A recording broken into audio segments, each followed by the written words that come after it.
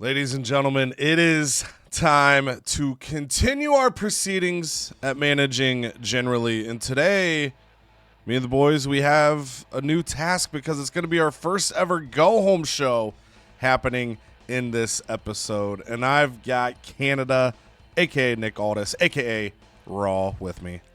Yes, sir. Ready to go home. And potentially already at his home or maybe in a random bus somewhere with good Wi-Fi, we have Cheek, NXT, Xavier Woods. Cheek is here, ready to go home for another beautiful day in the CodyVerse. And I, of course, will be kicking us off today. Hi, Cody here, Sonya Deville, WCW. And we're hopping in. I mentally... Eventually, I'll be ready for that menu to pop up. It always startles me that you gotta confirm each time. So, taking a quick gander here, right off rip. Just again, quick reminders. We set this up. We got our go home show happening this episode. The next episode will be the Clash at the Castle premium live event, where we will be doing our first match spectating of the year. So the next episode, we're gonna be watching 5 matches. Our 3 mid-card matches that we each get a book one of those, and then the 2 cross-branded matches we're gonna be fighting for power cards. So we gotta get set up in this episode, or this literal episode of WCW here in week 3. I can get some Shasha Pocket Sand, the official power card of the CodyVerse, but I gotta rest my female tag champs, which in my head canon was not gonna be the move here, but I don't know if that card could be good. It's good if you know the person needs to sign somebody. Just give myself a refresher here. So we have, who did we get smiling with teeth at the end of last episode? It was Rhea. Yeah, Rhea's smiling with teeth. We've fulfilled one promise to the Demon, and he asked for another one. We have a chance to get the Demon Finn Balor smiling with teeth as well, which is big because that's gonna be 2 of the 3. Logistics, we didn't upgrade any logistics last episode, but I talked about I didn't make a signing in week 2 because I was thinking I might want to make a logistic upgrade. I do not have enough to upgrade the arena, but we might start trying to unlock some matches. So I could go Backstage Crew, get False Count Anywhere, Last Man Standing. I could go Fog Effects for Steel Cage or the Gauntlet match. Or I could go Submission and Tornado Tag for the email campaign. I'm not going to pop on one of those yet, just in case I do something out of my mind here. Ooh, Coast to Coast is tempting because I've got the 10 interferences, and we've done a single run-in. GM interference, if that challenge works like last year, GM interference also will count towards that. So I could buy this and pocket it for whatever week I'd want to do a GM interference somewhere, give it a little boost. So we are going to grab that. I'm not going to grab Fixed Match. I already have one. Limited stock. Don't think we're going to purchase. It's a good one to get, but I don't think it's one I really will buy. So promo-wise, we're going to kick it off. So I don't forget, we got a role change this week. So if you watched the last episode, if you're caught up, if not, we'll have playlists in the video descriptions rocking through. We threw Cora Jade in a random match with Liv Morgan. They're both heels, and a rivalry popped. So we told the story that, hey, Cora Jade was a little surprised that the fans were so excited to see her debut on WCW. So we are going to have her turn face. Now, where things get tricky is I have 3 tag feuds currently. Seth Rollins and Pat McAfee against Creed Brothers. Liv Morgan and Raquel Rodriguez versus Dakota Kai and Kailani Jordan, of course, due to the influence there of Dakota. And then we've got DIY versus A-Town Down Under. For our first set, my brain, we're learning, right? The strategies are going to be a little different now, but my brain says I need to have a feud end at the go-home show, at least one, because it's an opportunity to boost the rating of a match, boost the show. But I also feel like my mid-card match for the pay-per-view should probably also be a feud ender rather than something random. We know a little bit just from the dev videos and some of the people that had early access, talked about at the new pay-per-view setup, the show rating combines together everything we're doing to determine how many fans and everything you get. but whoever performs better within that collective grouping gets a greater majority of the benefit. How big or small that is, we don't know until we get there in the next episode. So I'm thinking have a rivalry blow off is going to be kind of valuable. And none of my single feuds are level 2. We struggle to get singles feuds going. So coming in, my thinking was just to throw stuff on, because I'm still debating if I want to sit Raquel or not. My thought was have like 2 of the feuds, have a match, and then we work a KFC double down on the tag team call out promo, and pretty much lock up at least one level 3 for next week, and then should have a level 3 for the pay-per-view. But if I want to sit out Raquel, I'm not going to be able to do that. So I think we're going to start with the thought of actually giving her that rest. So we're going to have the Creed brothers call out Seth and Pat. Then we are going to have a little triple threat action here. So Rhea Ripley, we tried to get her in a feud with Tatum Paxley. It didn't work with the double down. Neither of them popped. Yikes. Last week we had Roxanne Perez interfere in the title match, thinking that it could, you know, give us an alternate pathway of Roxanne Perez, and that didn't pop. So we're going to put all 3 in a match, and knowing the way feud pops have been here at the start, it's going to just turn into Tatum Paxley getting into a feud with Roxanne Perez. But we're going to take that risk, and we're going to put the title on the line, I think, here. Stamina's looking good on these ladies. I also... let me double check. Yeah, I was pretty sure Rhea Ripley can become a giant, so if she pops the feud with Roxanne Perez instead of Tatum Paxley, I could do a class change promo and give myself the perfect mesh there. Again, if it's Tatum and Roxanne, we'll probably pursue the feud, but someone will turn face there. Oh, my OCD doesn't like that. Rhea Ripley's the champion, but they put the belt under Tatum. Oh, don't like that. Oh, I don't like that. What if I go like this? Hold on. This is a learning moment. This is a learning. There's, what does that make it follower? What the hell? Are these spoilers? What if I go like this? Yeah, Tatum Paxley's walking out your champion tonight. What about this? Does this work? Oh, okay. Wait, what happens here? What if I made this a title match? That worked right away. Okay. We're learning. We're learning. And again, Rhea's obviously a champion, but it's like my brain needs that belt to hover. It either needs to hover the champion or consistently be in the same spot. Okay, so let's take this off because I don't know if I want that to be a title match currently. Then I'm thinking, okay, so Finn wants Roman. Roman's at 44. They could fight this week, take off next week from fighting each other. This fulfills, because the next 2 weeks is when I have to get Finn another match with Roman. If I do it next week, Roman probably wouldn't be usable for the PLE, and I feel like he's potentially a really solid option for a cross-brand match. So I'm thinking I have these guys fight again this week. Let me double check that that's the promise. Yeah, he just wants the rematch. Have them fight this week. Roman can sit out next week, which would, if I want to, I might not want to risk him at the PLE. It's going to be tough, but it gives me the opportunity to have him available if I need him there. If I want to move the feud next week, I can have the Demon cut a promo. Okay, so the ladies here, I'm trying to think. I could do... Actually, no. We're going to do another claw because we need to... We're basically getting 3 shots to get 1 feud to move. Ideally, 2 feuds move, but if one of them moves next week, I can blow that off in the go-home show and then potentially use a call-out promo to help the other ones, or if something's level 2, they can still be in a match and be fine next week. Okay, so Raquel sits out if I want the power card.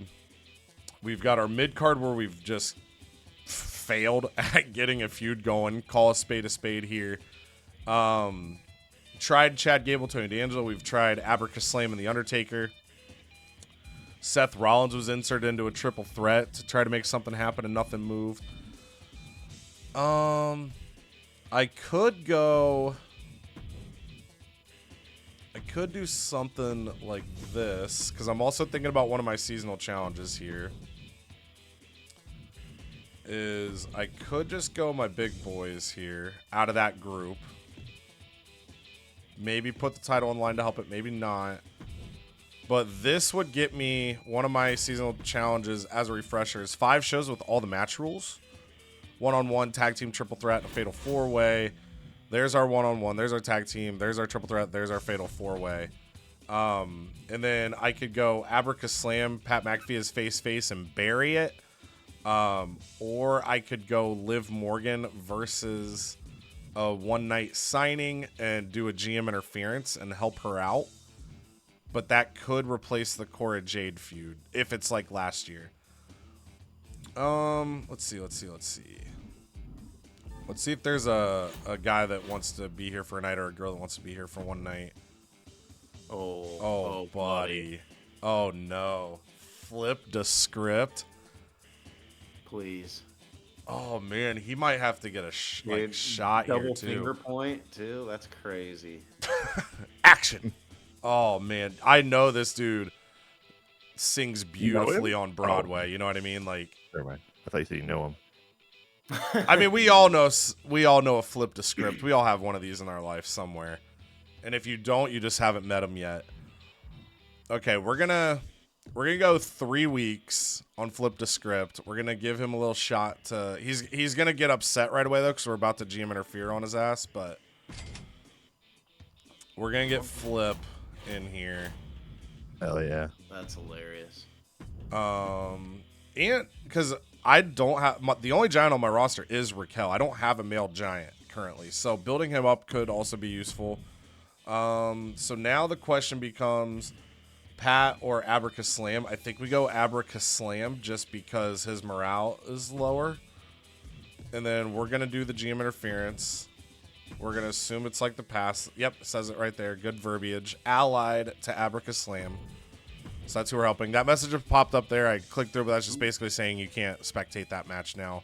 You have to simulate it, or you play as Sonya Deville in this case. Okay, so since we did that, we're going to go ahead and just pop this card we got right away. Get a +2 show bonus.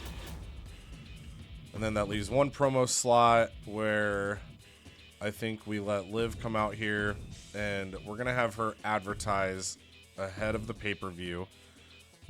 I assume we're going to need 50,000 to get this Clash the Castle bonus in a couple weeks. So that's kind of the number I just have in my head. Like, make sure I'm trying to stay above that. But we've got 2 weeks to get there. So I also think we're going to go ahead and pop on this one here. Because if you saw the last episode, we learned that Gauntlet Eliminator, if you win one of those, the winner gets weeks added to their contract. Not to say you can't book a full-time superstar in that match if it fits a feud. But I feel like the Gauntlet Eliminator could be a way to get some free contract extensions. And we clearly have bigger rosters this year. So I really think I want to get to this early. In my head, we'll see. So we're going to go ahead and start with Fog Effects. Ooh. And make that upgrade. Yeah. So we got 9,000. We'll make some of it back this week, and then next week we'll have to be a lot more mindful. So now, curve-wise, women's title match. I think we open here, and we go Extreme Rules to just really help that out. Because I believe in Rhea, but we don't have a feud here. That's the worry I have. And then I think we can go Roman and Finn. And I know they had one of these a couple weeks ago, but they're going to fight in a tables match again. No, they're not, because I don't have the money. I don't have the money for their Extreme Rules, so we're going to pivot the ideas I just said out loud.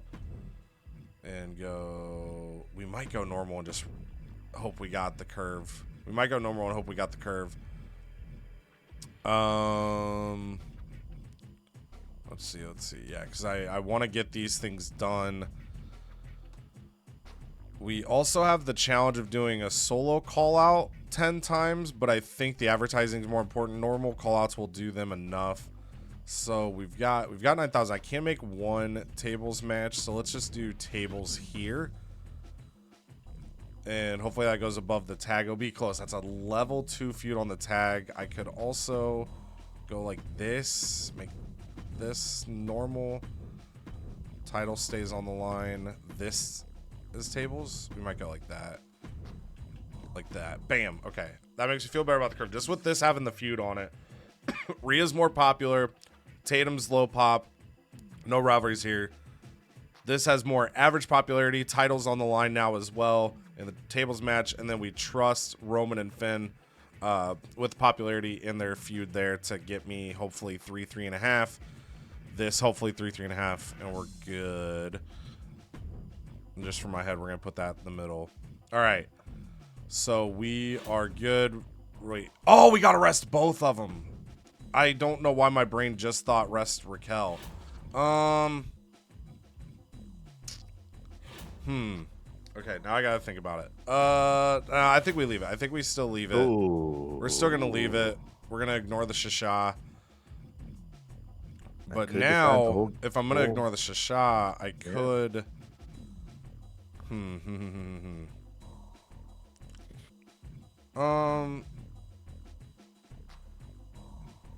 I just know Raquel's pissed. Well, not pissed, but she's upset. We could also risk Raquel's pop, give Liv Morgan the night off. We could also insert Liv into here. Go like this. Give her. It's gonna be on the right. Oh, it's not the right person. Whew. Scared me. Oh, true. Yeah. We might do this. We'll give Raquel advertising, and then if Liv ends up walking out with the champion, she just gets the double boost. Women's title match isn't going to be a big match for the go-home show or the pay-per-view just because we don't got a feud going. So one of the rare times I'd be okay with a double champion if it happens, but we'll make it work. We'll make it work. And if she pops a rivalry with Rhea, again, Rhea can become a giant, and we can kind of like double feud it up. I think the feud depth is crucial this year, so that was a little early chaos, but we got there. Damn it, we send it in. We got there. Okay, here we go. We changed it up. The order has changed. All right, just a note of caution. Priest has a stamina level below 40. He's letting me know. Of course, like Cody said last episode, once one thing happens, one superstar falls below 40, and you're gonna get an email from Triple H. Schedule a run-in on one of our champions, and we get a network special. We will be doing that. Jacob Fatu and Solo Sikoa work well. Okay. Okay, here we go. 50 talent scouts. Just going to look at this quickly. We almost got the higher 5 superstars in the last episode alone. Got to change some roles. Can't forget that. And of course, rivalries will happen naturally. Okay, so I booked. I don't even know who's healthy. That's going to be our biggest question. Stamina. Here we go. Tamina. Maybe we get some ladies tag teams. Where's Tamina? I'll just sort by stamina. There we go. Tamina God. Oh, yeah. Although, in the Bad Girls department, we got Lash Legend and Hail Mary, which kind of makes sense because Lash Legend was called out by Jakara, but Jakara forgot her mic. So, I think we're going to go with Lash Legend and Hail Mary. I don't think this one's going to be leading us off. Okay. Stamina. That did not pop a feud between Logan Paul and John Cena. But we're going to try again. Do our best. I might have to sign somebody this episode. I'm not sure. I only got 93,000, so that idea is kind of out the window, to be honest with you. Channing Stacks and Omos. Of course, they are going at it. Who is my... Oh, yeah, my Intercontinental Champion is Obafemi. Okay, so Omos and Channing Stacks, Lorenzo. We don't really even know why they hate each other. Big man, small man. Might be a reason right there. Stamina. As tall as Omos, though, when he stands on those stacks. Oh, yeah. Damn. Yeah. Red Flame and Javon Evans. Red Flame's already grumpy. Like, what are you doing? We're gonna book that at least, and any other rivalries that have popped. Nia Jax and Zelina. I might have to just run it. Although because they're tag champs, and Fatu and Solo are getting down there. The only one who has stamina is Angelo Dawkins. So I think I am gonna run the ladies today, or this episode. Channing Stacks and Omos needs to be a little something. I think we'll go. Ooh. I think we're gonna go. Oh man, this is tough actually. With stamina, we don't even know how much stamina everything costs. Find I out. think we'll go extreme rules. Find out for us. We are gonna do a call out. Drew McIntyre is gonna call out the bisexual Undertaker. Kevin Owens is just chilling like normal. I mean, just an average, another day in the neighborhood for Kevin Owens, holding the title, not defending it. Brooks Jensen is going to call out because he has 4 ring or promo skill. He's going to call out Eddie Thorpe because we need to get this actually rocking. And speaking of, she only has a 49 popularity. We are going to let her self-promo today. She's usually the advertising queen, but we needed to see how she can self-promo herself. That's the greatest advertising of all time. Yourself. And lastly, or should I say, no, I don't have. I was going to say Lashley, but R.I.P. Lashley. Yeah, well, I was going to say Lashley for Lash Legend, but she's already in the match. Yes. Okay, everybody's got 1 to 3. Ooh, 5 for Kevin Owens. Maybe our champ can give himself a little self-promo as well. I don't like all the just singles. I wish I had a fatal 4-way somewhere. But I think just with our stamps today, we're going to take it easy and let everybody regroup. Oh, yeah. It doesn't make sense to add anybody else. I mean, like Cody said, I could add somebody like Eddie Thorpe in here, and if he does end up feuding with Logan Paul, I can kind of shift what I can do there. So we'll see what happens. A level 2 feud in Extreme Rules is going to be our main event, and a opener level 1 feud for the women's title is going to be our opener. We do have to run schedule a run-in, so actually I might change this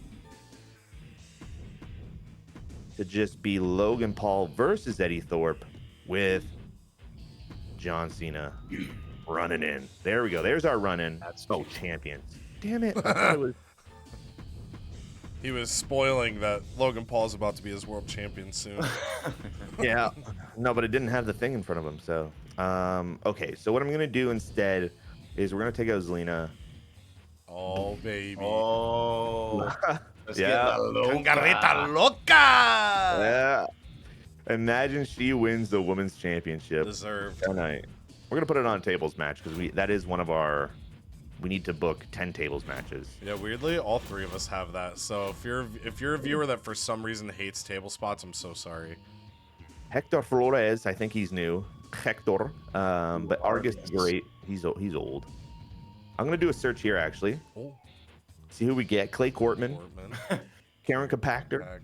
Andrea One more. Cannons. Boom. Oh. I just want to find somebody cool. Oh, buddy. Baby. Is Jackson smooth? I think it's time, Daddy. He's going to self-promo his own stuff. Yeah. How do you know? You don't know what he's doing. He's going to be like, don't subscribe here, subscribe to the smooth verse. I'm going to whoop his ass. Yeah, Listen to me on SoundCloud, Daddy. Here we go, baby. Oh, no. That's our first rule change of the season, and I'm gonna check this quick. We're gonna pick up a fixed match card because that's our bread and butter, baby. Yeah, it's our bread and butter. And we are also gonna pick up. I know a guy. I know some guys. Okay. And we're not pick. I do want the TLC, but I just ran out of money, so that's okay. That's a fine because we need to know guys later, and a little bit of TLC. We wouldn't be able to book Go a a show long if way. I get that anyways. So that's okay. We will look out for higher match cards. They are pretty OP, but I think we're gonna put on a good at least go home episode coming up next. Anyways, and we don't know exactly when to pop those cards. We need to figure out a pay-per-view or two before we get into that. So I think this is my card, making sure the champion, yes, Jackson Smooth Daddy's gonna be gone next week. Let's lock it in. Oh yeah, and you'll get your thing for hiring superstars next week now. Ooh, yeah. Oh boy! All right, here we go. All right, so we're gonna start out with Triple H because he's just the boss. So, ooh, he likes the Oh. acquisition of Disco How Bell. could you not? Doing better than expected. Maybe she could get a bona fide superstar for NXT if she gets a little push. Here's a To the Moon power card to Wow. establish her as a rising star for the brand. Well, thank you so much, Triple H. We take that. To the Moon, 15 plus popularity after their next match. But I don't have to use it on her. I can use it on anybody I want under 60. So if we want to get Sol Ruka up to level 70, we can get Axiom. We have tons of options now. We can even get Triton's big ass partially to the moon. We can get him up to somewhat respectable levels of popularity. So this is awesome, and it gives me a lot of flexibility. So now we're going to go in, and we're going to talk to the Fiend because he's our champ. He says he's psyched for the PLE. All right, dude. Thank you. I'm happy you're happy. Just don't haunt my dreams. And then Braun Breaker feels cheated. He wants a rematch within the next 2 weeks. Well, I'll tell you what. Little do you know, you're getting that. So Braun Breaker, increase that morale. Oh, dude, he's smiling now. We love And him a smiling. quick heads up on the Fiend thing, just in case people are learning the mode a little bit through us. Typically, if you get that email from a wrestler, they expect to be on the pay-per-view. It's not, you didn't promise them that, but that's their expectation. So if the Fiend isn't on the PLE, either in his feud with Braun or in one of like the cross-brand matches, there's a chance he gets really pissed. We do not want that. Now, we have over 100,000 for the first time in a long time. We run things pretty tight here on NXT. So, but I fear Triton. If you're a follower of this channel, he loves to take my monies. And he wants to stay for another 5 weeks. So we're going to talk figures. We're just going to go ahead. We're going to bite. 30K. Stop it. I'm trying to run a show here. We're going to book him for another 10 weeks, though. We're just going to get this out of the way. So we're going to get him locked in. I would love to just go ahead and do this, but since I only have 100,000, I have some things I need to do this week in preparations for coming weeks. So I don't want to spend all of it, but I will get him here for another 10 weeks right now. And he's got a deal. So there we go. We locked in Triton. Matador, though, I'm not as partial to. He's wanting even more money than Triton was. I love his stamina. But again, it's just another jobber that I would have to build up. I can only do it to so many. But I do want some bodies around for stamina purposes. So I'm going to go ahead. I'm going to go ahead and lowball him. And if he gets pissed or needs to leave, it's fine. I'll just find another guy. But I just don't want to pay him. I'd rather save $3,250. If he declines, are you going to show Matt a door on the way out? Wow. Hopefully the door doesn't hit him in the ass on his way out. He takes told it. me to say that. He takes the deal. He is pissed, though. So we got to try to balance this out. I might try to do some things to get him happy. But again, I'm not really partial to him. I just like his name. So, all right. So here we go. Limited stock. So I don't really have to kill myself. I'm sure my least popular giant is going to be in a match this week, but I'm not really torn on doubling the price of power cards for another brand, because usually they'll just be like, all right, I won't buy anything. So show logistics, I got 80,000 to work with after Triton strong-armed me into $15,000 bonus here, so I can't do the high school. If I do backstage crew, that gets me on the way to falls count anywhere, last man. Steel cage and gauntlet, getting on the way to get to that. I think that's pretty tempting. So, and I'd probably use that more than I would submission match. So I'm gonna go ahead and also get fog effects, not to copy off the heels of Cody too much, but this is out of all of my assets I could get. The special effects, the fog effects makes the most sense to me. So we're gonna go ahead. I don't have any money really to get, but I am gonna buy this Get Schooled because we need to get people ring XP. We need it. We need it. And let me see. I need it. All right, so ring XP again. Probably my top 3 I'm working on building is obviously Braun Breaker, Soul Ruka, because I want another stud in the ladies stable, and then obviously we need to get Triton's big ass, and then a 4th one that has emerged is the Adonis because his popularity is so high. So between him and Braun Breaker, those are also some pretty good ones. There's just not a lot of schooling to get around, but I think if Braun's going to be the star I need him to be, I need to keep helping him as much as possible. So we're going to keep inching Braun along. He's going to be up to level 9 now, so we're going to keep investing in my number 1 draft pick. So that's that. And we do have a To the Moon card, which I am going to go ahead and pop. So I got 60 popularity or less. Obviously, it's anyone on this screen. So right now, Soul Ruka is very close. And I just talked about her needing some good pop. But I think this might be a waste, but I do want to use it on Triton. Oh, yeah. Because he is going to be one of the staples of this show, so I might as well at least start working on his popularity. And if he ever gets a title belt, then it's even more. So really, if I pop this, he'll at least have popularity, and then I can start to work on his ring XP. Triton's just trying to finish the story, man. He is. He has his own quest he is on. So all right, so everything is out of the way. So we're gonna go ahead and get started on our go home to the go home show. And it begins. Ooh. We're gonna do some calling out.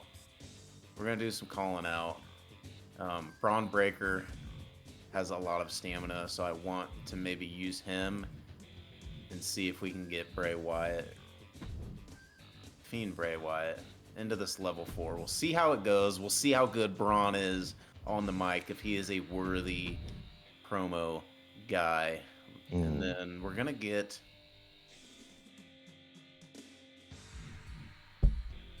Jimmy Uso's running low on stamps too, so I think we're gonna do another call out. We're gonna have the Adonis call out Jimmy and give Jimmy a week off because he is in the tanks.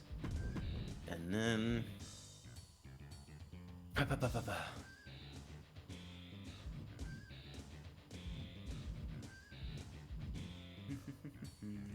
just peeking through. I think we're gonna do some more call outs. This time we have a tag team call out. And we're gonna have the Wyatt 6 call out Pretty Deadly. We're gonna see if this can boost up. And then we're going to do another tag team call out. We're going to have Pretty Deadly call out the Wyatts. Because we have to try to do what we can. Because we only get one match in the PLE. And I think we all know what it's going to be. So I need to have something better for the go home show that is worth watching. So we're going to go all out and see if we can get this feud up to hopefully a level 3 in a perfect world. But at least get us a level 2. So there we go there. I don't love having Io Sky in this match, but we are going to go ahead and book her with Tiffany Stratton in just a normal match, see if we can get this up to a level 3. gonna have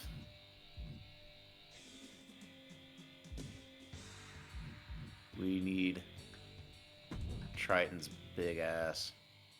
And again, Axiom, I know one of them has to flip. The script. Actually, speaking of, Uh-oh.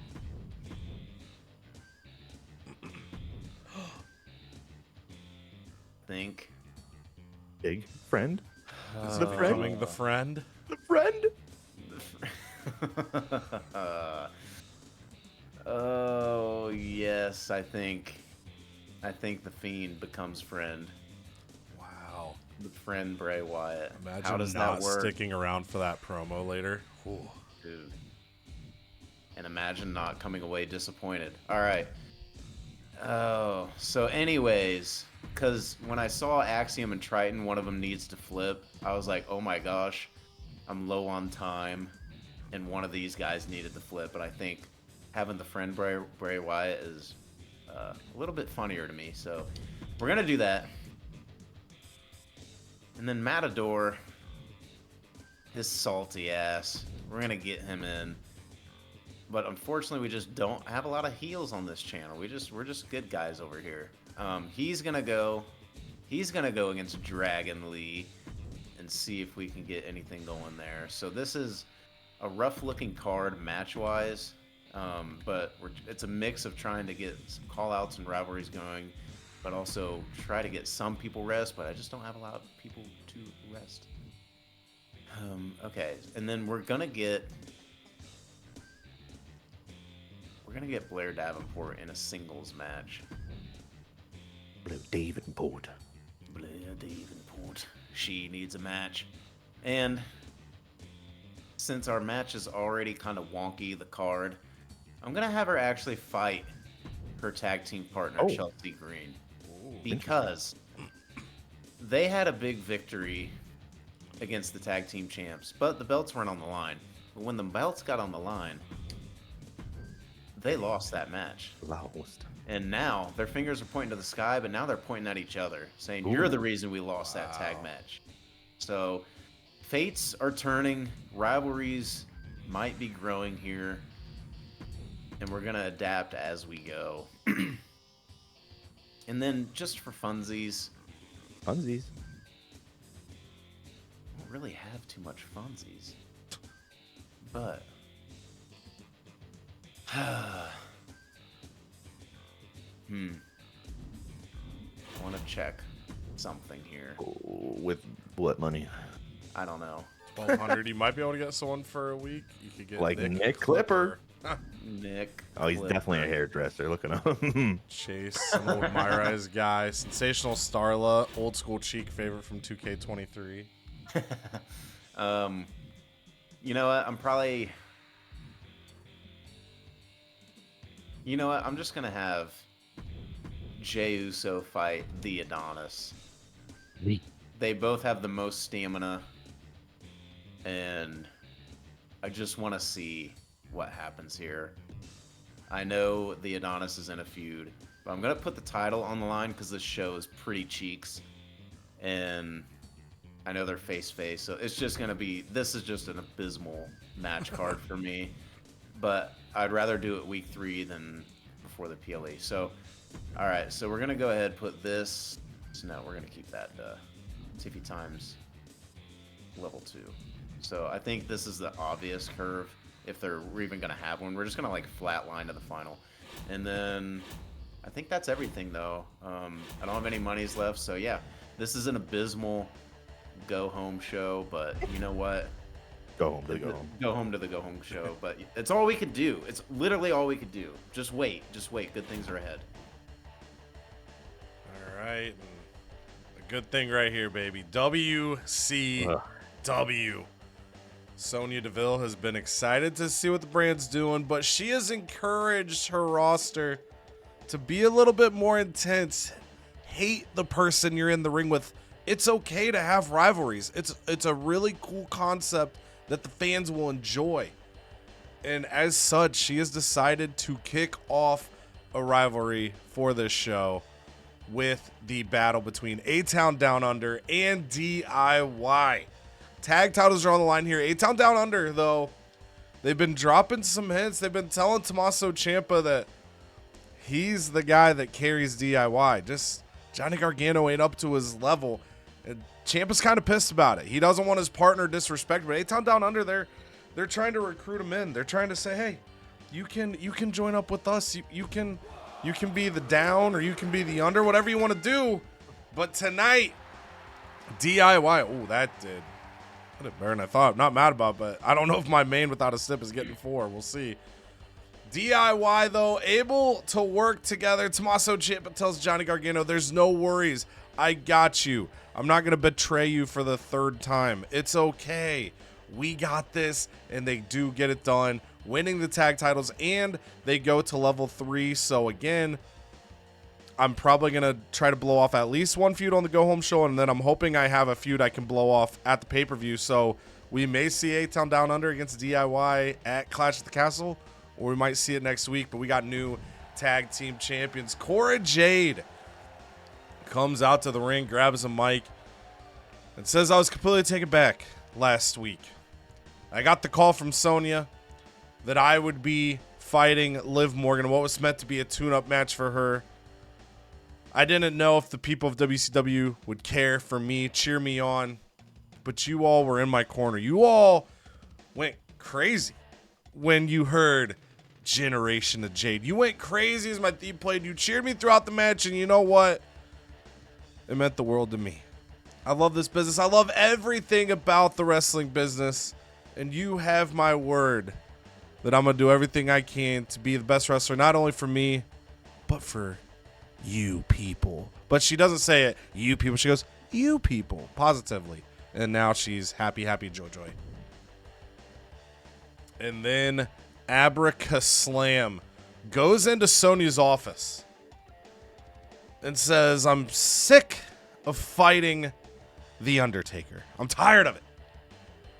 And Sonya's like, well, you're the one that used your magic and brought him back from the dead. You're the reason he's here. That's why he keeps trying to fight you. He's like, but I want to fight someone else. And Sonya says, no. And Abracaslam says, yes. And she says, no. And he says, yes. And they argue back and forth. And then all of a sudden, he pulls 2 rings from his pocket. And he holds the rings up. And he interlocks them together magically. And he holds the rings and he spins them around and he hands the rings to Sonya and says, try to take the rings apart. And Sonya can't do it. And he says, hand the rings back to me. And he starts trying to pull the ring. He says, Sonya, say the magic words. She's like, I'm not saying the damn magic. Say the magic words. And no, say the magic words. And finally she's like, okay, Abracaslam. Boom. He pulls the rings apart. And Sonya Deville is astonished. She rises to her feet and begins clapping. And he says, put me in a match with another man. And she says, fine, you can fight. I got some movie director in here, straight from Broadway. You're going to fight Flip to Script here tonight. And then Abracaslam says, be in my corner? And Sonya says, no. And he says, yes. She says, no. And he says, yes. He reaches into his pocket and he pulls out magic pixie dust and he goes, and he blows it in Sonya's face, and it creates like a hypnotic sleep. And Sonya Deville is now in the corner of Abracaslam for this match against Flip to Script.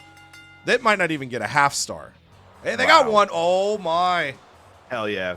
All right, so Sonya Deville helps out Abracaslam after being put under some kind of spell. And it has started a rivalry between Kaslam and the Script. That's crazy to say. Oh, shit. All right, tag team call out. It's the Creed Brothers yet again. And they said it's funny. Sonya told the locker room coming into this week that we really need to focus on hating our opponents, building rivalries, making the fans care about this product. But it's kind of hard for us to hate something that doesn't even belong. Seth Rollins and Pat McAfee. That's what the Creed Brothers are doing. That's who we're having to deal with.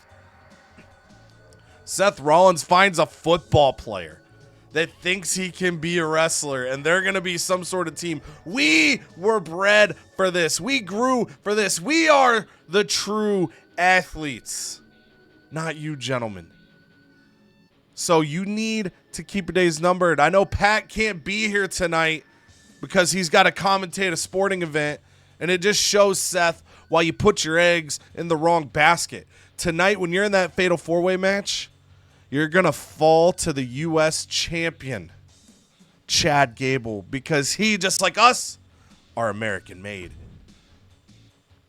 Rhea Ripley comes out to the ring with the women's championship, and she is pissed. Last week, she was giving an opportunity to Tatum Paxley, an up-and-comer on WCW, an opportunity for Tatum Paxley to get the gold. However, Roxanne Perez, the prodigy, ran out to the ring and interfered in the match, saying it is absolutely embarrassing that Tatum Paxley gets a shot before her. What has Paxley done? She's nothing. I'm the prodigy. I'm the future. So Rhea says, you know what? I'll put the title on the line against both of you. I do not care who I'm in the ring with. I'll come out the champion. And all of a sudden you hear a laugh from the back. It's Liv Morgan, and she says, oh, you don't care who you're in the ring with? Add me in the match too. And Rhea Ripley drops the belt to the ground, spreads out, and draws the line, daring these three athletes to cross it. And as the match begins, Rhea Ripley proves exactly what she's been saying the whole time, that she can't be stopped. She will run through any member of the women's division. And as the match comes to a close, Rhea Ripley is able to hit the Riptide on Roxanne Perez, pinning her for the 3 count. And just a little late to break up the pin was Tatum Paxley. Rhea stares her in the eye as Tatum dove just a little bit short. And Rhea looked at her. They stare eye to eye on the mat. And Rhea Ripley, I don't know what word I want to say after Ripley, but it stroked me out there. Ripley looks over, reaches over. That's what I wanted. Reaches over to Tatum Paxley and says, your moment will come. I believe in you. And gives her a little head pat. And Tatum Paxley just begins to laugh as a rivalry begins between the two. And then Dakota Kai and Kailani Jordan come out to the ring, and they are just giggling up a storm. Oh no! And they're like, you know, it's pretty funny. It's pretty funny that all of a sudden Raquel Rodriguez and Liv Morgan don't want to fight us. They don't want to defend their tag titles against us. And Kailani Jordan goes, yeah, that is pretty funny, Dakota, ain't it? You want to know what else is funny? And Dakota goes, is that the joke of the night? And Kailani's like, absolutely. And Dakota Kai takes the mic and says, hey, Kailani, why do golfers always have an extra pair of pants? And Kailani Jordan's like, why? And Dakota says, in case they get a hole in one. In the crowd, boo! You just hear the groans. And Raquel and Liv are just begging them, stop with the jokes. And Dakota Kai and Kailani Jordan cannot stop laughing. They're doing that thing where you tell a joke and it's a pun, you annoy someone, and you kind of point at them and go, you give them a little shoulder nudge. They're cracking up, and the rivalry goes to level 3. Liv Morgan and Raquel Rodriguez got to find a way to stop the jokes. We'll see if they're successful. Then it's fatal 4-way action. Look, the fact of the matter is these are 4 gentlemen on the roster. Seth is in a tag feud, but Undertaker, Tony D'Angelo, Chad Gable, some guys that could be involved in this U.S. title scene. Not a lot's happened because they haven't had the true vigor, the true hatred that accompanies a championship feud. So yet again, Chad Gable is fighting multiple opponents tonight because Sony said whoever proves worthy of your challenge is going to get the next shot at the U.S. title. Ooh. And Chad Gable says, you know what? I want to defend this belt, but nobody has been worthy. Nobody's been worthy. And right before Tony goes to meet Chad Gable during this match and try to get the win. The Undertaker grabs him and goes, "Hey, Tony, that hat of yours, it's not awesome. Oh, no. My hat's awesome." And Tony says, "Hey, you want to talk about my hat, huh? You got a stupid, look at how stupid you look with your big tie over there, huh? That looks absolutely ridiculous." And so they start arguing, man, and it starts getting personal. And the Undertaker looks at Tony D'Angelo and says, "Your mom is a terrible cook." And that ignites their feud.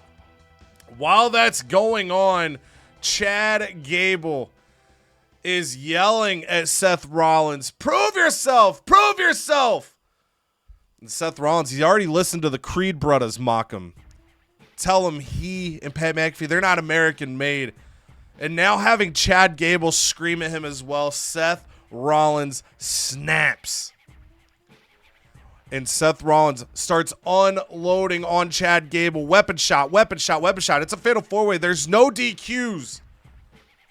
And then he comes in and hits a curb stomp onto a steel chair to Chad Gable. But as that's happening, the Undertaker and Tony, they keep fighting.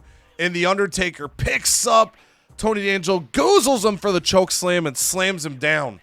Tony D'Angelo's down. The Undertaker walks out of the ring pissed. And the curb stomp, it's so violent, it actually bounces Chad Gable up into the air. He lands on top of Tony D'Angelo, and Seth Rollins storms out as the ref counts to 3. Chad Gable wins the match, but he's got somebody eyeing that United States Championship, while Tony D'Angelo and The Undertaker look to embark on what might be a very personal feud.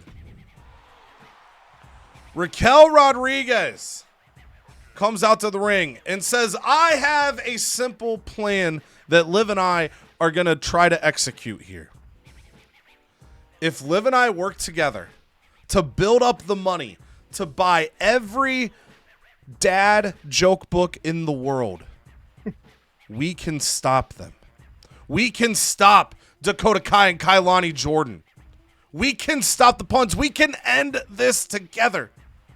And it's like those sad commercials that pop up at like 2 in the morning where it's like, "You're in the arms of the angel." But rather than like sad kids or whatever, the sad or like sad puppies, it's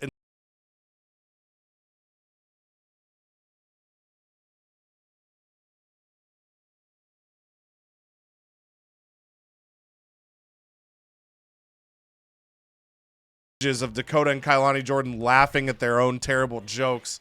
And Raquel says, "With a little help from you, just 10 cents a day, we can save the world from both of them." And she gets $72.50 on the dollars. Only loses 3 popularity. We'll take that for a 2 promo skill. Bit of a risk putting her in an advertising spot. I will happily take that result. And then the main event. The Demon is frustrated, man. Roman has his number. It's that simple. Roman put him through a table. Roman beat him for the title. The Demon demanded to keep fighting Roman Reigns. He is promised to find the true fear within Roman. But Roman, he's not having it, man. Roman refuses to give in to the fear, refuses to bow down to the Fiend's tricks. And that was, I thought we would get 3 there for sure without the stip, but obviously tag feud conquered it. So our curve is going to be off here. But Roman continues to rise above the Demon, defeating him once again. Demon Finn Balor still can't solve what he's got to do to take down Roman Reigns. We'll see if next week he can cook something up. But Roman stays on top with another spear. Rivalry level 2 on the 2.5-star main event. And over on Raw, we have La Cangricia Loca taking on Nia Jax. But before that, Nia Jax comes down to the ring with La Congrita already in the ring. You know how jobbers are kind of already, you don't even see their entrances. They're just already in the ring. And Nia Jax, she's at the top of the ramp, and she says, wait a minute. Oh, the run-in's at the top. Oh, God, I was so scared. That's the muscle memory. We got to get used to it up there. Yeah. And she says, last week, Zelina Vega called herself the advertising god. But myself, I am a god. So once I crush La Cangrita Loca, I will show you all who truly is the god coming after the pay-per-view. And is it going to be that easy? It is. She absolutely destroys her, but Zelina Vega runs in, doesn't attack, just stands on the ring side, just pointing at Nia Jax, pointing at the belt, and pointing at herself. And that grows to a level 2 feud. And Drew McIntyre, he calls out the bisexual Undertaker, and he says, last week you kicked my sword into the ground and it is stuck there. It is currently still stuck there. And everywhere we go, I think, I looked up the name of the sword and I already forget it, but I will look it up again. And the sword is stuck and it's following Raw where it goes. Who is going to be able to take it out? Drew is pissed. He's pulling on the sword. It is not going anywhere. And he's blaming the bisexual Undertaker. He's telling the bisexual Undertaker he better pull the sword out of the ground or bad things are going to happen. I got to say something quick before Jackson Smooth comes in and ruins the moment later on in this show. He's going to make no. Live count here, folks. The channel just now had 2,000 subscribers, baby. Let's go. Let's go, Let's baby. go. Hell yeah. Big time. All right. Continue with your mid-card. majestic show. Yeah, that was just back to the action here. Mid-card, Hail Mary and Lash Legend. Lash Legend has been pissed that Jakara Jackson tried to call her out without the microphone, and it sounded something a little like. And so Lash Legend said, none of that bullshit. I got Hail Mary here from the underworld. Apparently, that's just what you think. It's a football reference. Nope, she's from the underworld. But Tamina God and Jakara Jackson, they hold their titles high above their head. And will they be able to be dethroned today? Oh my goodness. Hail Mary and Lash Legend. And that's how we get a feud started. You don't need no mics when you get your belt stolen. And Tamina God and Jakara, they're pissed at this result. And Brooks Jensen comes out and he says, I've lived in a cave. And I know I told you guys that last week, but my beard is so long that I'm going to look at somebody like this and look at him like he tatted up. I want some tattoos. They're pretty cool, but I got the beard. So it's beard versus tattoos on this rivalry. We do grow it to level 1, finally popping. I think maybe you just got to fight the right person. You can't just start a feud with anybody. It's got to be the right chemistry. And these two, they got chemistry.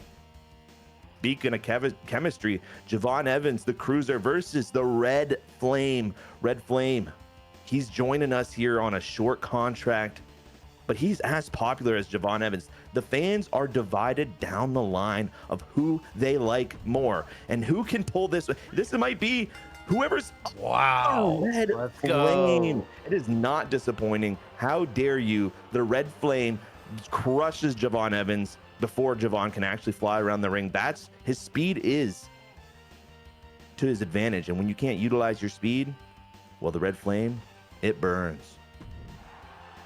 And Alexa Bliss comes down to the ring and says, I am announcing that we are starting a show here on Raw. And it is the next top advertising queen, where I will be the judge and I will be judging other ladies' advertising promos to crown the next advertising queen. So stay tuned. Alexa Bliss has plans. But in our mid card, John Cena and Logan Paul have been fighting. Eddie Thorpe accidentally found his way to the ring. I think he came out to cut a promo to call out Brooks Jensen, and then Logan Paul came out to call out John Cena, and Eddie Thorpe was just like, hey, I'm cutting a promo here. And Logan Paul's like, I really don't give a shit. I got my my bottom spanked on live TV last week. And John Cena, he comes down to the ring. He says, all right, if you want to see this live, well, Eddie Thorpe, if I win this, I will allow you to spank Logan Paul. Oh, man. Buddy. And Eddie Thorpe says, I do not need anybody's opinions. I don't need anyone's authority, really, to spank anyone, because I am Eddie Thorpe and I am coming all over the place for you. And Jackson Smooth, everybody's been waiting for it, walks down to the ring and he says, "Oh, I know what you want, baby. You want that silky, smooth, buttery, oh so deliciously divine content to make your ears swoon. You'll want Jackson Smooth to lay it down like warm honey on a Sunday morning." And he takes off his shades and he stops and he says, "But I ain't here for that tonight." He goes, nah, that ain't why Jackson Smooth is standing in this ring. You see, for far too long, I've been the jive talking punchline when I know I got main course potential. I've been serving up flavor while some of these bland, old, overcooked, no season, useless turkey fools get the main event.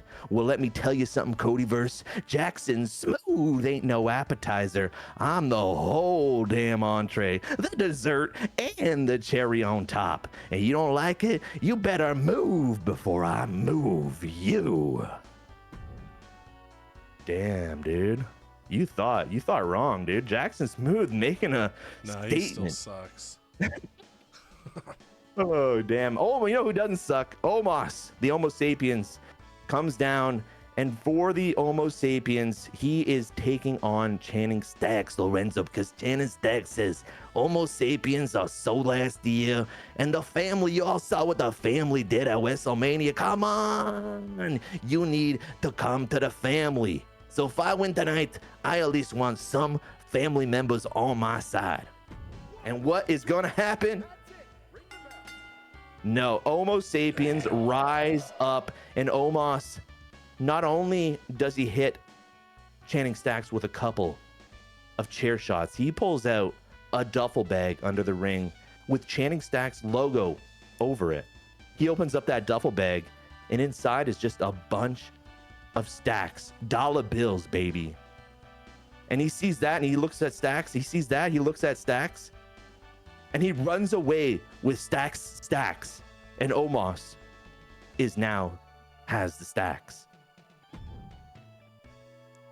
Wow. All right, so we don't have stacks over here. We are actually very poor. Oh boy. But we do have a juicy opener for you. We have a title match. Jey Uso has not found a worthy challenger to this point. And Ashante the Adonis was not drafted, so he has a chip on his shoulder. He feels slighted against the entire CodyVerse. But you know what? Cheek gives people chances. And we signed him. We said, go be a star. Go be great. And he's earned it. His popularity is up. But he needs more than a simple match against Triton. He needs more than a mid-card match. So we're going to let him open. And we're going to give him a title shot just to see what he can do in the ring. Is he ready for the bright lights in our Go Home to the Go Home show? Oh my gosh. In the feud. So it is like last year. If you're in a level 1 feud and you have a match or a call with someone else, the feud can transition to the other person. Yes. Right. So Ashante was in a feud with Jimmy Uso, but instead he's got bigger beef with his brother Jey. He doesn't even know. He didn't even know who he's beefing with. That's why. Just hates the Usos. He hates feeling goosey, and he's just raging war. So it could lead to a little tag team feud later down the line if both the Usos hate the Adonis. But we have bigger things to get onto, and this is just chef's kiss. To steal a line from Jackson Smooth, this rivalry is better than warm honey on a Sunday morning. Hell yeah, dude. Braun Breaker calls out the Fiend, saying that he fears absolutely nothing. And at the PLE, at Clash at the Castle, he's going to show Fiend just how fearless he is. And the rivalry grows to a juicy level 4, juicier than Triton's big ass. And then fingers are pointing indeed. Chelsea Green, Blair Davenport. They just don't get along anymore. They tried so hard to be tag teams. They started out promising as a women's tag team, but they couldn't get the job done when it mattered most. And now the fingers are not pointing up. They're pointing right at each other's chests. We're going to see who was the main problem. Oh, Chelsea Green proved Oh, that no. she was the issue. And that's right, that feud starts here and now. Blair Davenport says, you cost me a chance at a title. You cost me the strap around my waist. And you prevented me from becoming a star. So now I have beef with you, Chelsea Green. And then your last name might be Green, but it's about to be black and blue with how bad I'm about to whoop you. So that rivalry starts. A little something interesting there. And then, oh my gosh. The Fiend, Bray Wyatt. He comes out to the ring, the Firefly Funhouse music playing. And the Fiend stands in the ring, but everyone can tell that something's a little off. And he starts breathing heavy, starts gripping his face like he's trying to hold something in or let something out. And he slowly raises the microphone. All you can hear is like he's in pain. He says, I can feel him. I can feel him trying to break free. The part of me that I have buried for so long. The one that only wanted to make friends. No, he says, I don't want to be weak again. But then he drops to his knees, gripping his mask, his body trembling as the internal battle wages on. And then all of a sudden it stops. And he looks up. And the friend emerges. Ooh. Oh boy! Would you look at that? Hi there, WWE friends. CodyVerse friends. I feel so much better. I feel like a weight and a curse has been lifted. There's no more pain, no more scary masks, no more spooky stuff. No, sir. From now on, I just want to be everyone's bestest friend. And he skips around the ring, arms twirling. And the arena is just filled with laughter and also a mix of confusion and some mild terror. And then all of a sudden, everyone's in a good mood and the lights flicker again. And then you can hear a voice erupt throughout the arena. You can't escape me, Bray. They will never love you as the friend. And Bray's expression changes for a brief moment, but the friend says, oh, don't you worry about that meanie voice in my head, friends. I'm here to spread love and joy, and most importantly, hugs. And he gives a hugging gesture to the crowd, and they all say, aww. So everyone throws their arms out for a metaphorical hug, and everyone's chanting, hug him, hug him. Hug him. And the friend is smiling, and it's all good, but backstage, all the superstars are watching in horrified confusion. The commentators are left speechless, and the entire CodyVerse is divided between hugging him and wanting to scream and run. And this moment is definitely going down as one of the weirdest, funniest, but most unsettling transformations in CodyVerse history. Wow. The question here is, does the Fiend take over again, or is the friend here to stay? But some people feel like the Fiend is just waiting for the perfect moment to strike again. Only time will tell. So, the friend is here, but is he here to stay? We don't know. And in a very tough pivot to come out to the ring after that, Triton's big ass walks out, ready.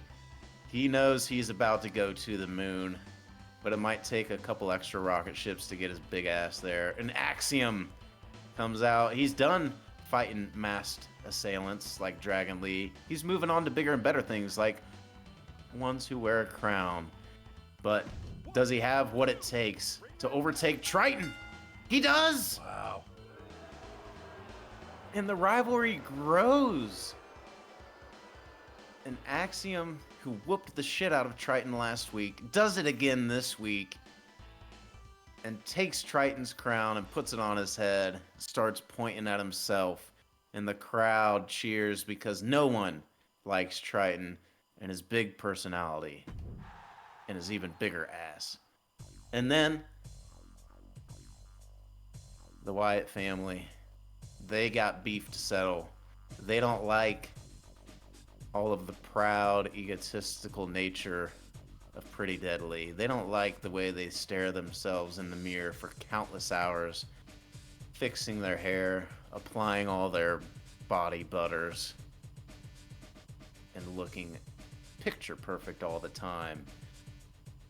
So they smash one of the mirrors that is in the dressing room so Pretty Deadly cannot complete their pre-show routine of getting ready.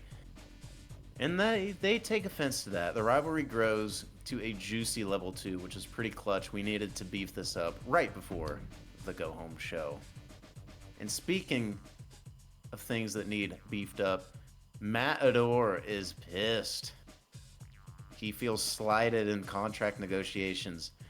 So he wants a shot at Dragon Lee because he goes, "You kind of look like me in a way. We both have a fancy little coat. We both wear something on our head, except your mask covers your face where my cool little hat covers my bald head." And Dragon Lee says, "What the hell are you talking about? And let's just fight." So he goes out there, and Dragon Lee, the masked assailant, starts a rivalry with Matador because that's how upset he is. Says, "Dude, you talk about nothing. You're just yapping. Literally just yapping with nothing meaningful to say. I'll show you actions speak louder than words on this brand." And he gets a big dub and an even bigger rivalry. Speaking of rivalries, boom, Pretty Deadly just nails the double down. We grow this rivalry to level 3. Pretty Deadly says, "We got beef with the Wyatts. We're going to give them a little spa day because they look like they haven't bathed in about 20 years. They look like they could use some of our illustrious body butters and oils. They look like they could use some pampering. And you know what? We don't think you guys are that scary." And that greatly pisses off the Wyatt 6. And the rivalry grows to level 3. Who is going to come out on top of this fantastic feud? And then we get to our main event. No title is on the line tonight. Io Sky, Tiffany Stratton. It's Tiffy time. This is a true brains versus bougie moment. We know how Tiffy time loves her looks, loves her spa days, and Io Sky is, quite frankly, she's just sick of it. Says, "Just show up to the ring and fight me like a normal woman." Ooh! The rivalry grows to level 3. Hell yeah. Tiffy Time says, "Looks like you need a spa day." Spits on Io Sky as she walks out of the ring.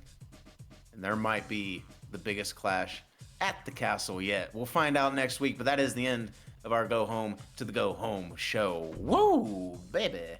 And then we head over to AI Armando, who hasn't earned the insults that we threw at AI Teddy last Not year yet. because he's doing good so far. Congratulations, Armando Alejandro Estrrrrrrada.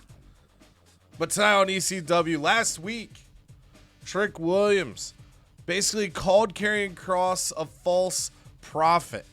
All these promises of changing the world, and all he's doing is holding his allies down because he thinks he's the bigger man. So tonight, Armando puts them in the ring against one another. Karrion Kross, Trick Williams opening up the show here.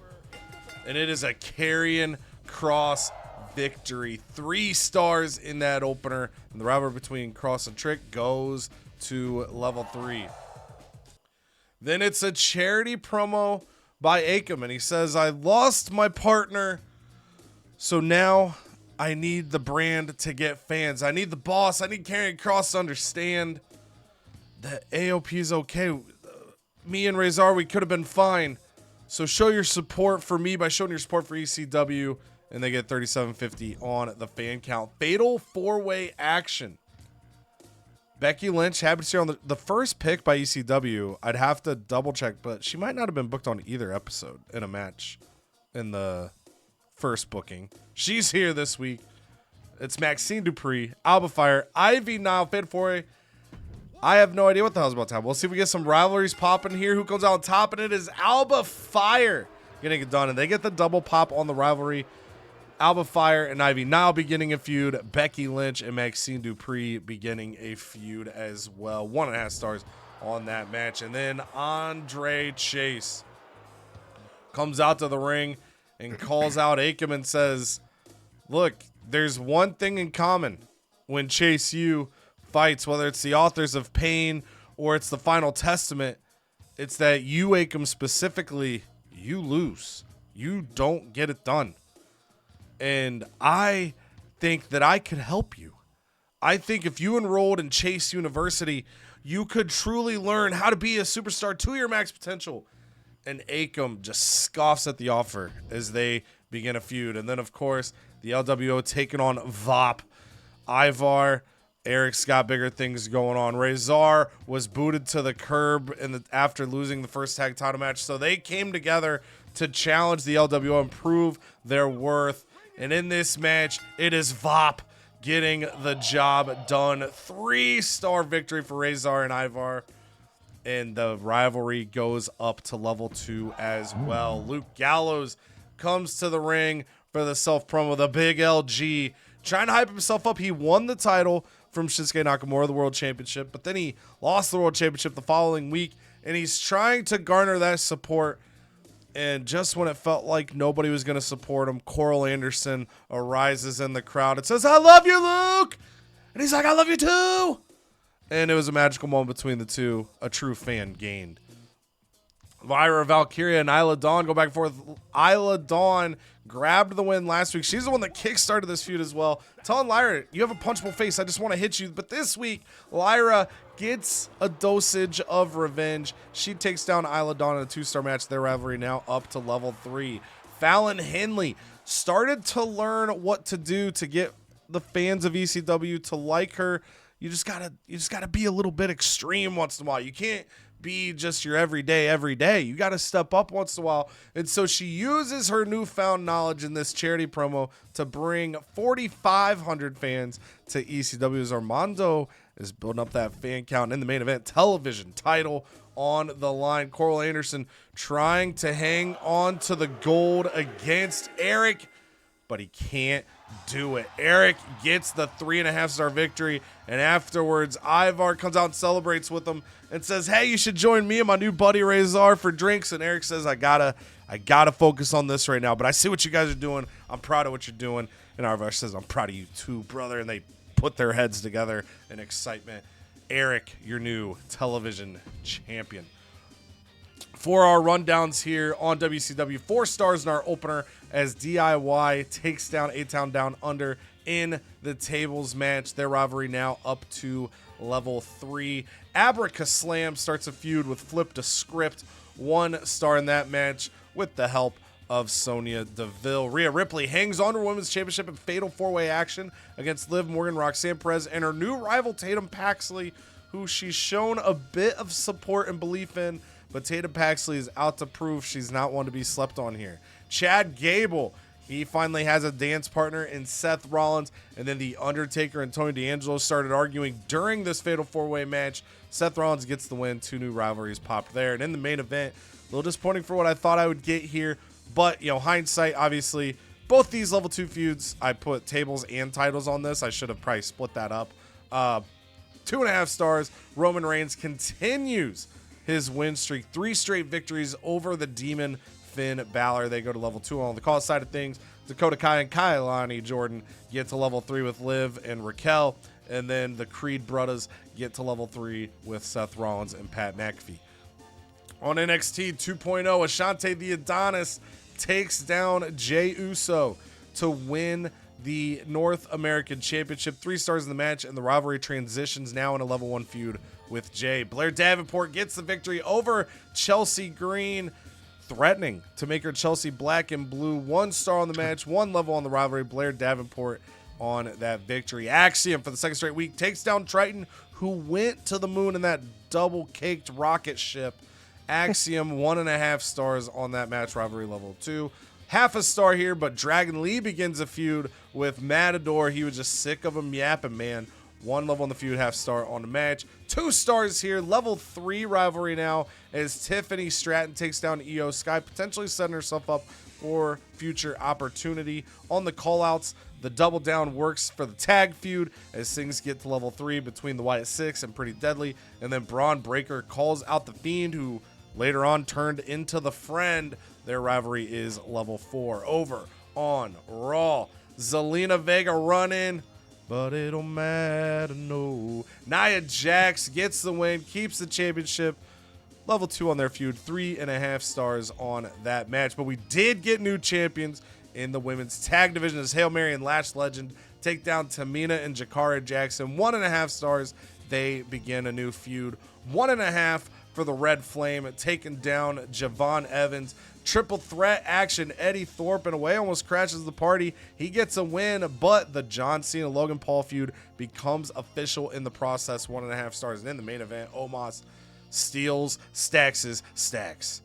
3-star victory for Omos. On the call side of things, Brooks Jensen calls out Eddie Thorpe to kickstart a feud, and Drew McIntyre calls out Damian Priest. They sit level 2.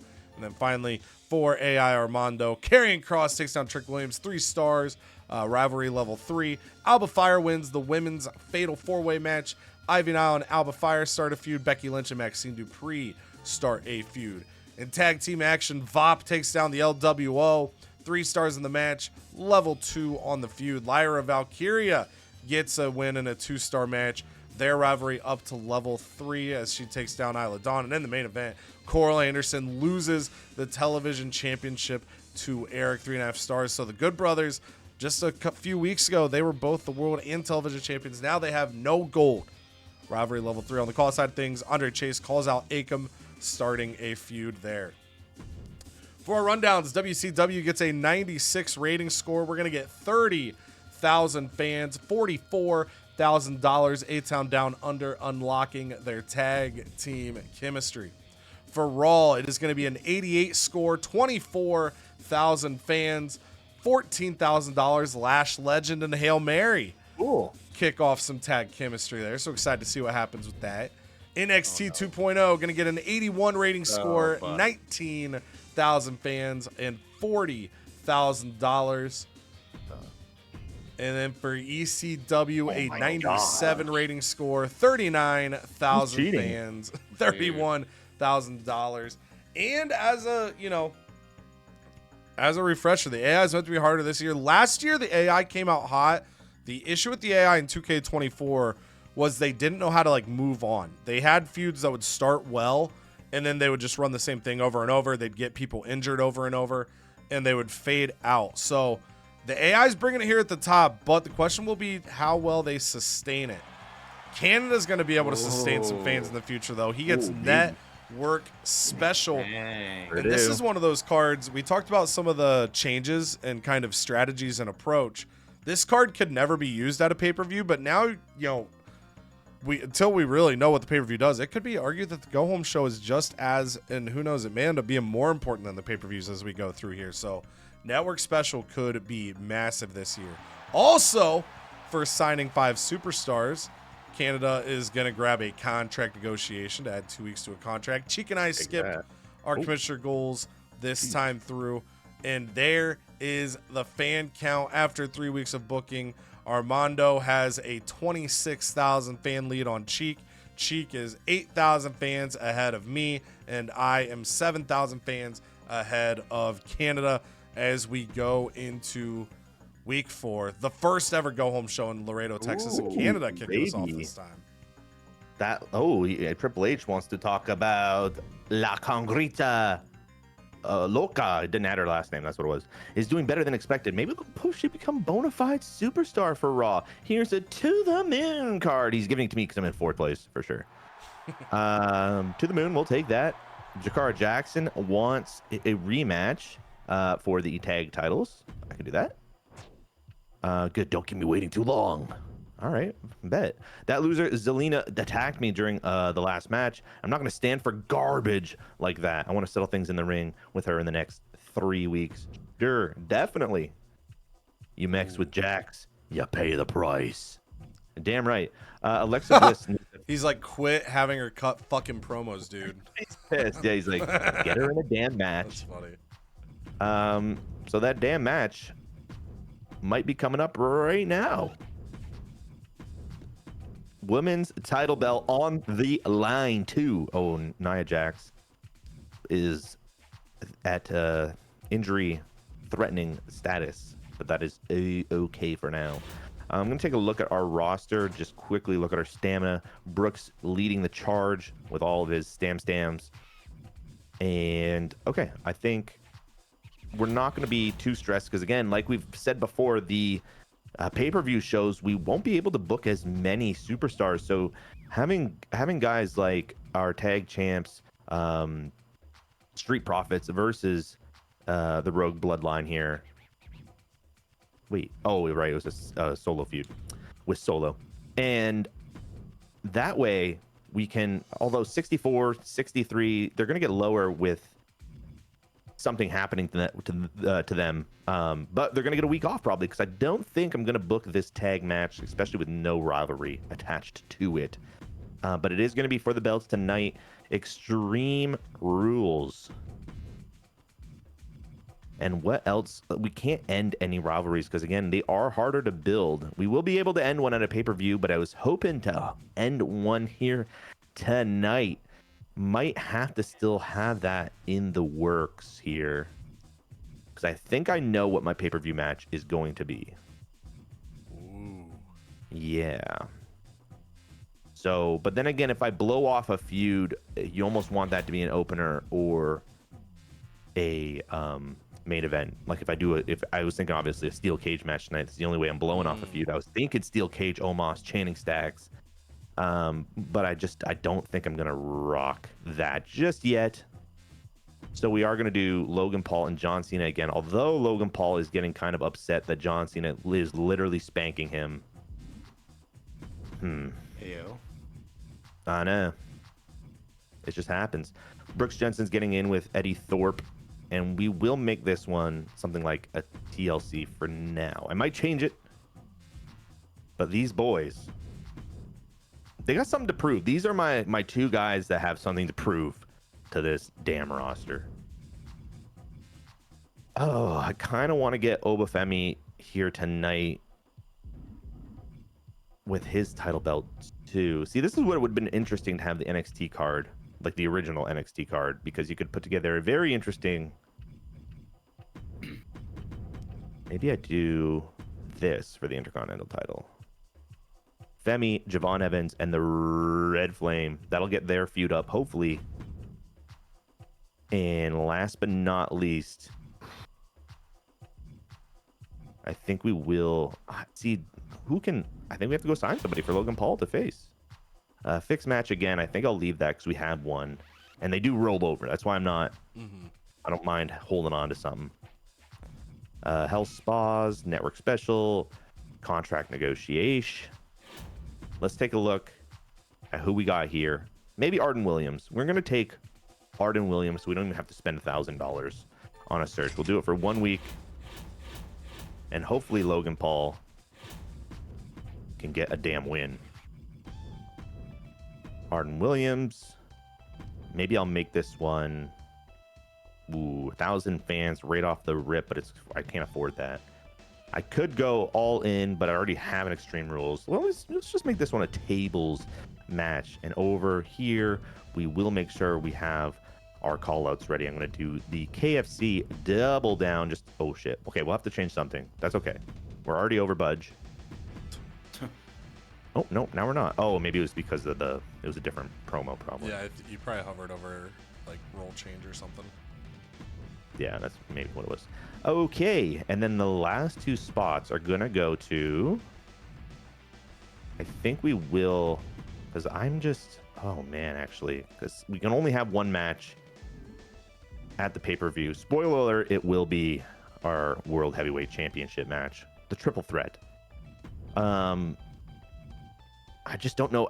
Now I'm thinking I got to save Channing Stacks and Omos for the next the next go-home at least. So I don't even want them to go up to level 3 because we have another 2 shows I guess it's fine.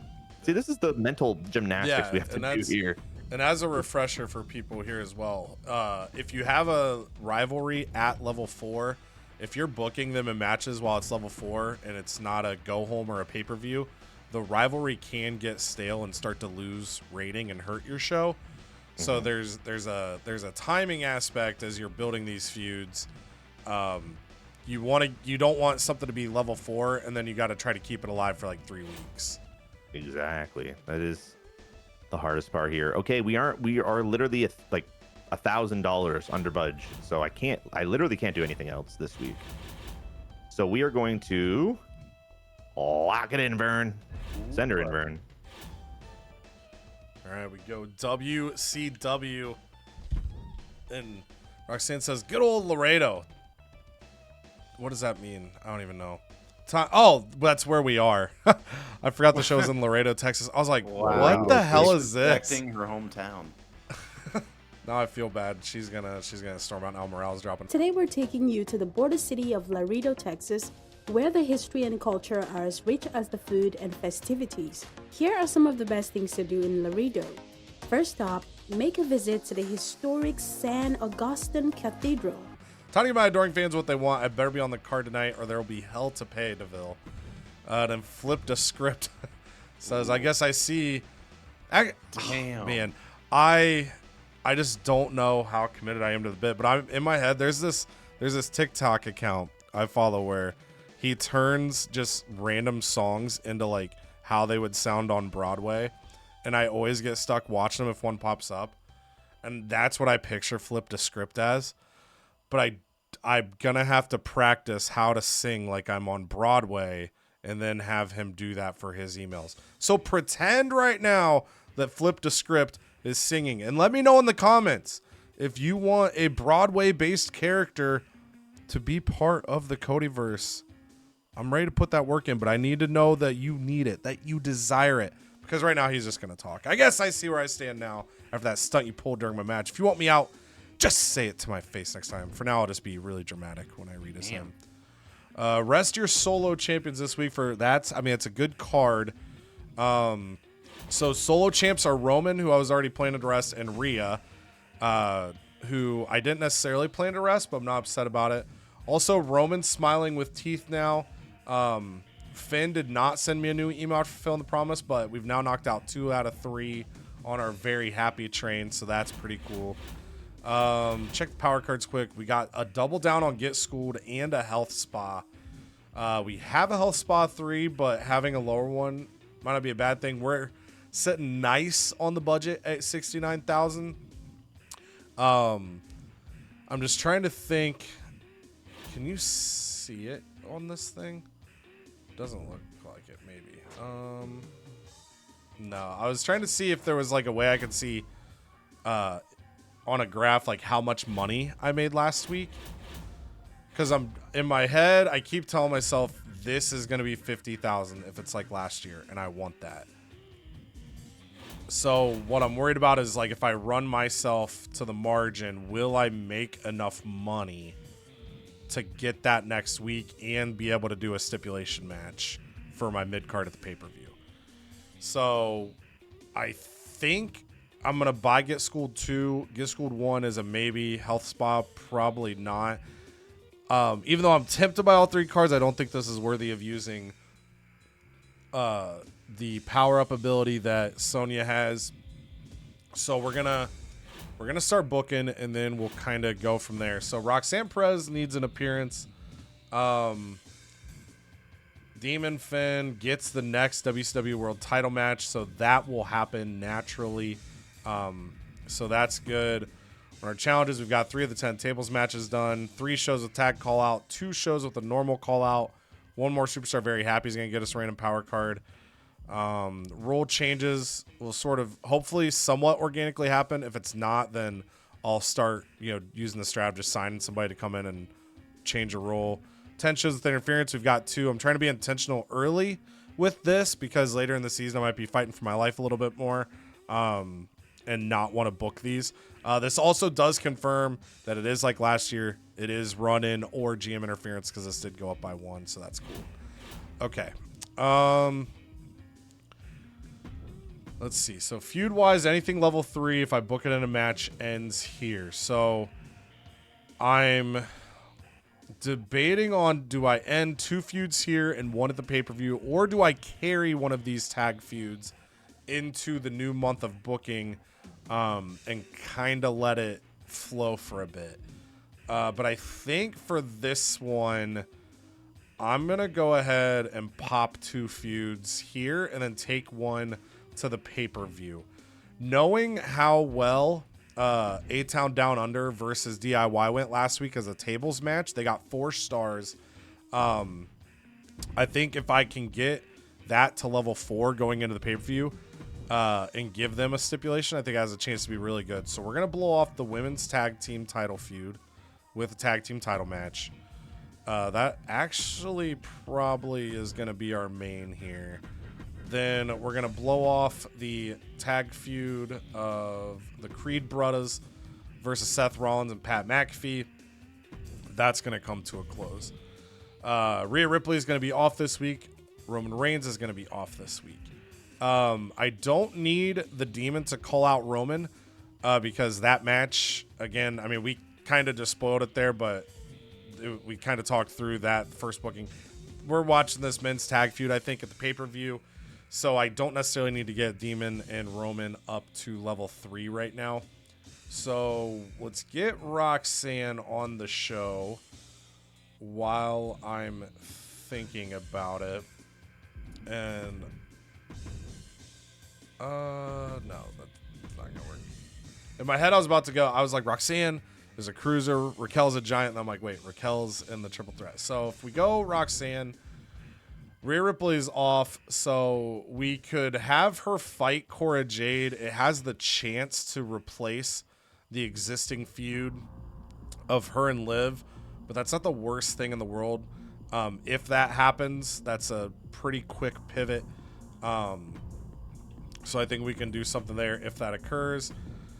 Then we've got, Undertaker and Tony is ready. We've got Abracaslam and Flipped a Script in a feud. We've got Chad Gable in a feud with Seth Rollins, so I think we keep him out of action versus risking him pop a new feud, so we go like this. And then I could do one of a couple things here. I could put Finn Balor in this to maybe raise up the other 2 guys. Finn Balor being in a level 2 feud. Again, technically don't 100% know, but last year, once you were in level 2, your feud was good if you were in other matches. So I'm thinking about doing this. 3 unique classes here, and maybe Demon can kind of help raise Abracaslam and Flip the Script a little bit in that contest. Then we get to the promo game. Was it Not in a Match or All the Way Rest? All the Way Rest for those. Okay, so we go tag team call out. And whoever's better on the mic. So we got 4s here. And yeah, we got 3 and 3. So we're going to have the 4s call out the 3s. For that, I could double down to try to lock up the level 4. We'll hold and see. We're going to have Chad Gable call out Seth Rollins. We'll make sure that happens after that tag match just for mental continuity. Then we could do another call out. I was about to say advertising, but Tatum Paxley having 1 promo skill would be a really risky advertising play. Would also be a really risky charity play because charity would be, was it? Yeah, 15,000 for her to maybe not do great at it. But I think we might go charity out of Austin Theory, and then maybe an advertising from Grayson Waller to kind of make up some of the cost of the charity promo is my thinking. But seeing Armando double down on the charity makes me kind of want to do one here early, see what we can do. We're not going to do a logistic upgrade this week. I'm just getting rid of those stars because my brain works weird. We're going to buy Get Schooled 2. And this is 15 ring XP. I assume these are like last year, so just to show here. So when you're going from 15 to 20, every 10 XP is a level. I think 20 to 25 was a lot more. Looking at this bar, it looks like 20 to 25. It's about 30 ring XP per level because he needs, or no, it'd be 20. He needs yeah, he needs 11 more to get to the end. So that puts, where the hell does that put the middle bar? I'm trying to estimate this in my head. Maybe it's 12, 15. Yeah. Well, if he only needs 10 more to level 11. Yeah, that's what I was trying to my figure out. bad. Like, what gets him to the middle is probably.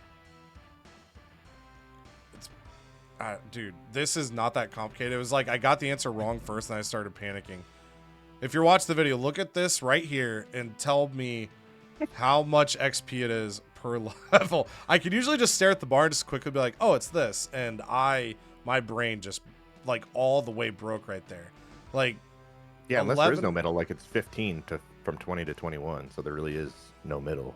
Yeah, You can't get half a XP. Yeah, and that's why I got confused. Not because I'm a moron.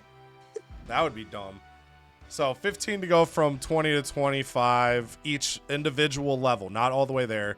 10 to go from 15 to 20. 10 to 15 is also 10 per level. 5 to 10 looks to be 5 per level. And then 0 to 5 is 5 per level. So not every time, but a lot of times with my get schooled cards, I like to look at who can get to a new tier, because every 5 levels you get a new upgrade. So that's why I went through that process. As I'm looking at my level 5s thinking, would 15 levels get anybody all the way to 10? And Grayson Waller would be the closest. So I'm thinking about throwing this one on Grayson Waller, because especially with this new setup, like, if you've watched a lot of CodyVerse, you know I love tag teams. I love tag team wrestling. So having the new setup gives me a good excuse to book tag teams a lot. So Grace Waller's going to have a big spot on this brand, at least through this season. So I think he's a worthwhile investment here. So we're going to throw XP to him. It's going to get him to level 9. And we're going to see, because now if I bought, grabbed his partner instead of him. Where the hell's he at? There he is. He needs 6 more to get to level 10. So I don't think I'm going to buy the card just to do that. We're going to save that 10 grand. But we get him kick-started there. We're not mad about it. Curve-wise, I think this with the title. And then, let's see, 68-30. Yeah, because Pat McAfee's a lower pop. But Kaylani's a lower pop, too. I might double the tables match and then just hope they're like the same rating. Because I'm going to double check. Yeah, just 10 tables matches, not 10 matches with a table. So this allows me to get another tag call out knocked out, another normal call out knocked out. Rule changes will happen over time. No interferences this week. We're not going to mess with that. And then just to see who I'm giving the week off to. No one that has a week off. I mean, Roman's lower stamina, but it's not crazy. I feel like the health spell will be more valuable later when I'm in more of a crunch. So we're going to hold that here. And yeah, we're going to lock in the first go-home show for Dub C Dub. Alrighty. We're going to get going here on NXT. Adore versus Lee. It's okay to match up rule breakers against each other. We're to have a contest between fan favorites. Just be aware that the people hate when it's face-face, we know. So, alright, just a reminder about our formula there for the matches, which we know. We're just up against a brick wall. And then EO Sky is pumped for the PLE. Can't wait to put on a great show for the crowd. Alright, so we're going to get started first things first. Ooh, this is going to be pretty big. Have your most popular male face and heel fight each other this week. So just real quick. Wow. So that's going to be the Adonis against Braun Breaker, which unfortunately, man, that's tough. That's tough scenes. It just comes down to if you want to do the Fiend Braun match on your go home or potentially the pay-per-view. I do. I get that's gonna be a pay-per-view show. They already have the rivalry at level 4, so because I covet that card a lot and I'm gonna need that card, we're gonna go ahead and do that. We're just gonna make this triple threat with Braun in it, so that way hopefully Ashante and Jay can continue to grow their feud. So that's kind of how we will navigate those waters. And I don't want to put the title on just in case Braun would win. He's gonna get a shot at the world title next week. So, all right, so that gets us that card. Now we have show logistics, but again, I only have $60,000 here, so this is poverty living. But I do think. Ooh, buddy. I do value the health spa, so I think we need it because stamina is going to come at a premium. So I'm going to go ahead and get that at a big cost. And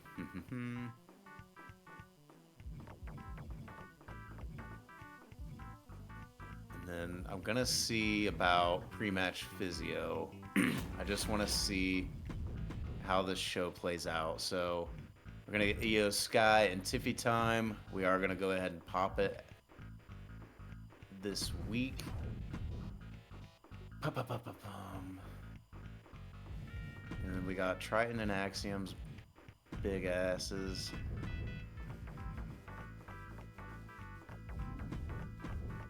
And then, of course, the match everyone's been waiting for.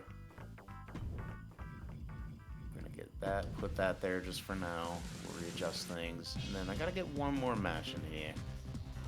And I think I like the way the Blair and Chelsea feud is gonna go. So we're gonna get them booked in. So I know we have a face issue here, face heel issue here. I'm well aware, but I just don't have the time right now to dedicate to flipping roles. So we're just gonna leave them as is, and then this Tiffy time to go up, and they're gonna bat lead off for us here. So EO Sky is very low, so what we're gonna do is we can't afford to have her out and Asuka out, so we're gonna give pre-match physio to EO. EO. So we're hopefully gonna save her. So we got her. The titles are on this match here. Titles are on. I don't think I have a fixed match card. I could buy, but I don't have the funds I don't want to spend.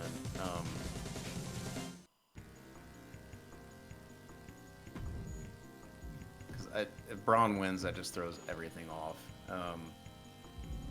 But I don't want to spend the money on a fixed match. So I think this is the good match card. So we'll get these promos booked, and we'll kind of go from there. So we're going to have Jimmy Uso make a return from having a little break ski. And he is 61 pop.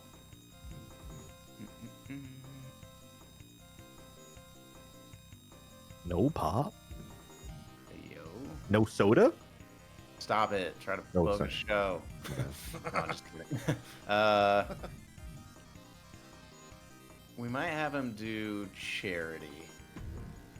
I think that'll be good. Get some fans coming in, because Lord, we need it. And then, who else is just good on the mic? Jade and the Fiend. So we're gonna have Jade come out.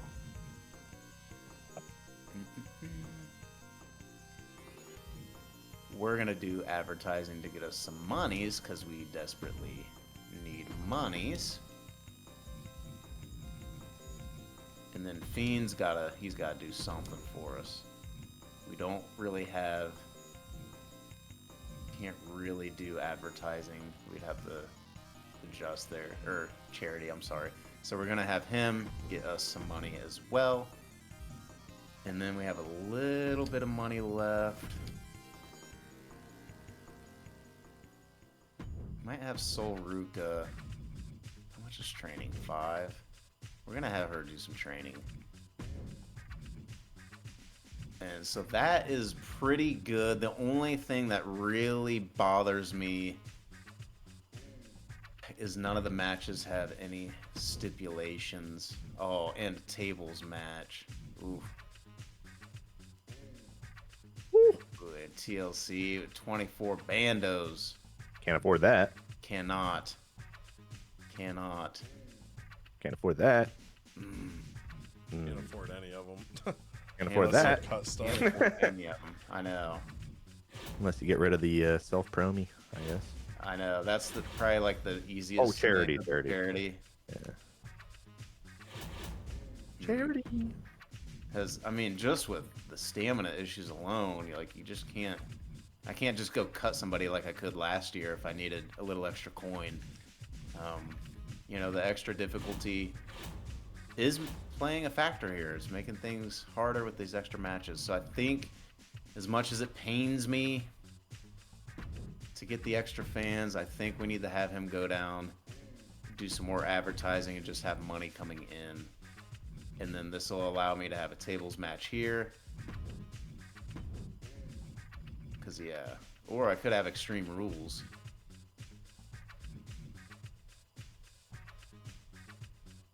Rules be extreme.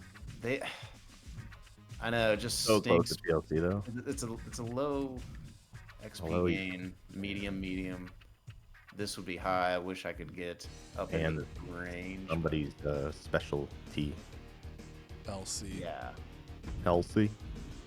yeah. Even if wait a minute. The tables does, because at least they got the specialty on that too.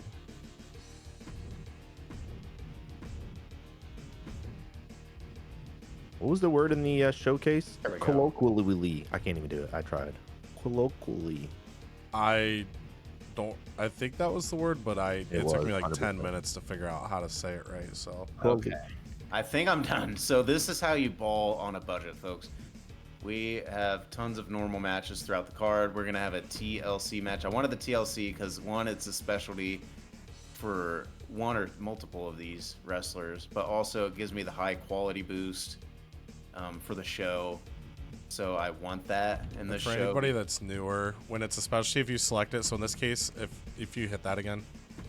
So in this case, it's Kit Wilson's specialty. You'll see kind of that little like glow behind the wrestler. Obviously, you can check the individual cards, but if you ever just want to do a couple clicks, whoever that glow goes behind, it's their match specialty. A little harder to see it with the NXT. It is. background. Yeah. So Kit Wilson had the match specialty. I know I could just do a tables, but again, the quality boost is a little less. This gives me a high quality boost, so I want to see how much that changes. As much as it pains me to take away from Jimmy doing, trying to get fans coming in and Get money. to get Soul some ring XP, but it's what we have to do. I think it's best for now. I can have her do, ring XP things just in the regular weeks and stuff like that. So we'll manage, but this is how you ball on a budget. This is a pretty good go-home show. It's probably the best I can do with what was given. So here we go. Without further ado, we're booking. This week we kick it off with AI Armando, Alejandro, Estrrrrrrada. We like Armando. Yeah, I'm vibing with Teddy. I was vibing with until he started using just a minute play on us, and then Every backlash. Yeah, I was like, all right, you want to ruin our first pay-per-view every year? That's rude. But Armando's good people. Now, this is interesting because Isla Dawn and Lyra Valkyria, they've been feuding, but Becky Lynch is running in on this match. I continue to have to train my eyes to look up for that and not in the corner. Yeah, that's crazy. So I'm intrigued what happens with this because usually the run-in would be one of the other two, not someone that's just randomly not in the feud. Becky runs in, maybe just trying to stake a claim as the best woman on the roster that she wants to be in the matches. Not these two. But Lyra Valkyria, after that run-in, gets a 2.5-star victory. Trick Williams tells Karrion Kross, you got lucky last week. Nothing's going to change. I saw that tonight you and Akam are getting another shot at Chase U, and your false prophecy is going to continue. You're going to lose to Chase University again, and then when you and I have a rematch, you're going to lose to me too. One night doesn't change the facts. Ivy Nile Alba Fire began a feud last week in Fatal 4-Way action, and Alba Fire follows that up with a 2-star victory over Ivy Nile, and their rivalry goes up to level 2. It's a charity promo from Maxine Dupree, and she killed it. Damn. She absolutely killed it. She's another one. She was trying to learn how to promo to the ECW faithful. She's locked in now. She takes a beer can and she just bangs it against her head until her forehead's bleeding. The crowd goes nuts. 6,000 fans. Stone cold. And then tag titles on the line. Karrion Kross, he decided to replace Razor and said, we got to handle this. The Final Testament gets it done. They failed the first time. Will they fail again? No. They passed the test. Take down Chase University. 3.5 stars. This is a missed curve by Armando here. Perfect. But we have new tag team champions in the Final Testament. 3.5 stars on the match. Rivalry now level 2 as Chase U will try to find their way back to the titles. Baron Corbin. Weak. I'm trying to think, did they draft Baron Corbin or would this be their first free agent signing? I don't remember them drafting. I think Or that did was they? a signing. Oh, conflicting. Okay. Future Cody put in right here, was he drafted or was he a free agent signing? But today, I mean, either one wasn't ideal. $15,000 to get $22.50 on the fan count, a week promo from Baron. This was why initially I was about to do a Tatum Paxley one, and I was like, that's a lot of money if it doesn't work. It's rough. And then we've got VOP versus the LWO. These two teams trying to build their case for maybe a future tag title shot. They've traded wins back and forth, and tonight it's the LWO getting a 3-star victory. Rivalry up to level 3. And then self-promo Fallon Henley. She's also just slowly learning the ECW faithful, and she gains 2 fans. Someday, Fallon Henley may be in a match, but today is not that day. Last week, Luke Gallows had to watch as his good brother, Coral Anderson, lost the television title. They had all the gold. Now they have no gold. So Luke Gallows challenged Shinsuke and said, I need it back.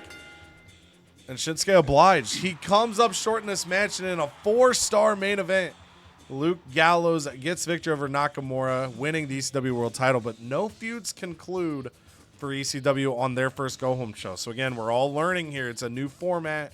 We'll see how big of a deal it is to close out feuds on the go-home. I would imagine they say it operates like pay-per-views last year. Probably important. Probably. You know what else is important? Tag team action. Go. The Street Profits going up against the new bloodline here. The Samoan Werewolves, if you will. I know Fatu is the solo Samoan Werewolf, but together, they could both be werewolves. And the werewolves themselves, that they've wanted the gold, but the Street Profits have held on tight. And tonight, it's Extreme Rules. So technically, I don't, is that, when it's Extreme Rules, is it technically a tornado tag, or like, do you still have to like tag in? Yeah, it's Tortado. Yeah, Tortado tag? Yeah, no, it's Tornado tag for Extreme Rules. Yeah, exactly. Even though we're not in Tornado, they're both the same thing. But anyways, tonight, the werewolves try to get the gold around their waist. They think they've deserved it since coming in. Can they do it? Or will the Street Profits prove their mightier foes? Oh, and the Samoan Werewolves take down the Street Profits, finally getting their gold. And they are happy with a 3.5-star match. Tag team action is very important in this mode, I feel, because all I've seen out of tag team matches have been great matches.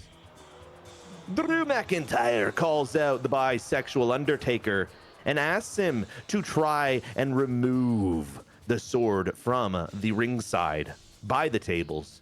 And Damian Priest, he grabs hold of the sword, but he cannot budge it out of the ground. No, it is stuck there. Somebody worthy is going to be able to pull the sword out of the ground. It is not Damian Priest, but Drew McIntyre, he's pissed because his sword is still unusable. And he's going to make the bisexual Undertaker pay. But Logan Paul, look how grumpy he is. He wants a jobber match tonight. We know this won't grade well, but Logan Paul literally crying to Nick Aldis He said, I don't want to face John Cena. I don't want to face anyone else. Give me a jobber. So Arden William comes in. And is it enough for Logan Paul, the crybaby, to get it done? Yes. So that should bring up his morale just a little bit. A disappointing match, but not for Logan Paul. The bisexual Undertaker says, Drew, you pull it out of the ground. It's your sword. You got all these muscles. You take it out of the ground. And Drew McIntyre, with all of his might, gets underneath the sword and pulls. No, it doesn't budge at all. And they both start squabbling again over the sword. There's got to be somebody on the Raw roster that can pull this shit out of the ground. But we do get a level 4 rivalry going into the pay-per-view. The mid-card, Javon Evans and the Red Flame have been going back and forth. But you know who's hasn't been going back and forth? Obafemi. He's just been going forward, marching along, gaining the popularity we know he deserves. Our Intercontinental Champion has been on a tear, but in a triple threat match tonight, can he hold on? Because, I mean, hey, Javon Evans and the Red Flame, maybe they'll be distracted with each other, and Obafemi can come out on top. And that's exactly what happened. Obafemi, the Red Flame, and Javon Evans, of course, they're going at it in the ring. And when the Red Flame tosses Javon Evans over the top, Obafemi came in and rolled up the big man, and it was too much. He couldn't kick out. And that's an easy win for the Intercontinental Champion. Obafemi is on a tear on Raw. Shannon Stacks Lorenzo calls out Omos for stealing his money last week. He said, that's my duffel bag. That's my insurance policy. I need my money back right now. Omos, get your big ass out here. But Omos is nowhere to be found. Channing Stacks leaves the ring, goes to the back, running through the locker room, trying to find the big man. But where is he? Where's the cash? Where's the Stacks? I know one Stacks. It's Brooks Jensen versus Eddie Thorpe. Beard versus Tattoo. Which is cooler? In the TLC match here, we got a ladder match in up high. It's not a belt, obviously. It is not a contract either, but it is good old Poles cash, baby. Coming back for the first time this season. Who's gonna retrieve the cool cash? Is it Brooks Jensen or is it Eddie Thorpe? This one could buy. Oh, who can resist? Yeah, we grow that to level 2, and Brooks Jensen gets a shopping spree. Will he get some clippers and shave off that beard? Probably not. No. Kevin Owens comes out and he says, hey, everyone, remember me? I love defending my championship. And guess what? Next episode at the pay-per-view, I will be defending my title, and we will be spectating this match. Y'all say I'm not good in triple threats? I'm going to put it on the line on the pay-per-view. Kevin Owens in the triple threat. Will he be able to retain? Maybe it's going to be like Javon Evans and the Red Flame and the bisexual Undertaker and Drew McIntyre will kind of be, too interested in each other. Maybe Kevin Owens can sneak out with a win. Find out next episode on Raw. But in our main event, the ladies are going after it. Nia Jax took a little slight to Zelina Vega, calling herself the advertising god. And you know who else takes a slight with that? The advertising queen.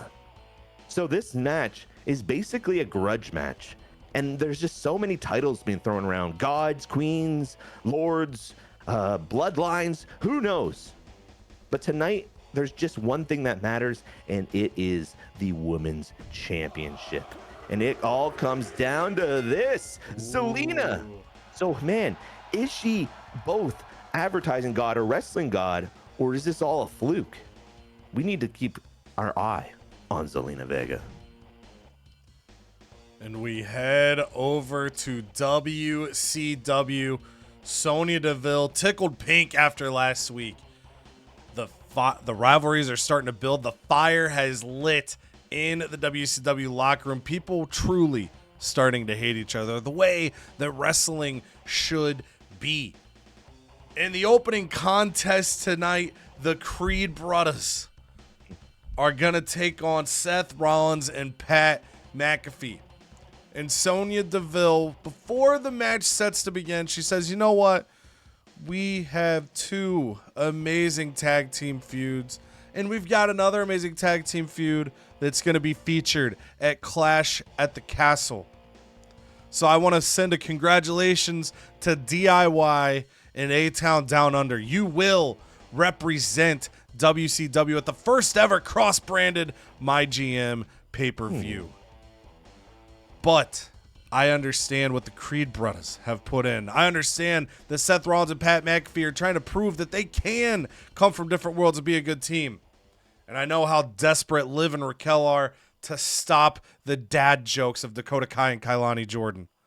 So both of our tag feuds that are happening tonight, they're going to be tables matches.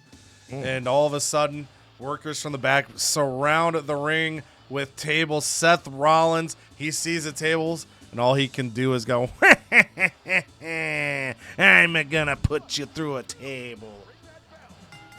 But it doesn't work. Damn. Because the weakness that Seth Rollins has had in this feud has been his partner, Pat McAfee, who just doesn't have the experience in this environment. And Pat McAfee decides to be a risk taker. He gets sucked in by the crowd. The crowd is going nuts, and he tries to leap off the top rope to put Julius Creed through a table. And he misses. Creed moves out of the way. That doesn't end the match, but it eliminates Pat from the match because he can't get up. This allows the Creed brothers to get a 2-on-1 assault, eventually putting Seth Rollins through a table, getting a 3-star victory, closing the first feud of WCW. Okay, nice. We didn't do the double down. I was hoping this would get 4. Wasn't going to be the end of the world if it didn't. But DIY comes out to the ring with their tag team championships. They're smiling ear to ear. They won them last week. DIY lets A-Town Down Under know that we were better than you when these belts were on the line. When you didn't cheat to keep your titles, you couldn't take us down. But we promised you that we would be willing to fight you in any stipulation match. So what we're going to do, gentlemen, is after we leave this ring, we're going to go back and talk to Sonya Deville. And we're going to get a match type set up that truly befits what we can do. Because, gentlemen, as much as we hate you, we're prepared to steal the show. At Clash of the Castle, it's DIY versus A-Town Down Under for the tag team titles. And a stipulation to be determined. Hopefully, you gentlemen can adjust in the moment. Roxanne Perez comes out to the ring in Laredo, Texas, and nobody is confused when the word Laredo randomly pops up in an email, folks. But it's a bit of a, it's like how Jerry Lawler would always say, like, Toronto, Canada was like crazy town because they'd, cheer for all the heels and boo all the faces. Roxanne's in her hometown. They are going nuts for her.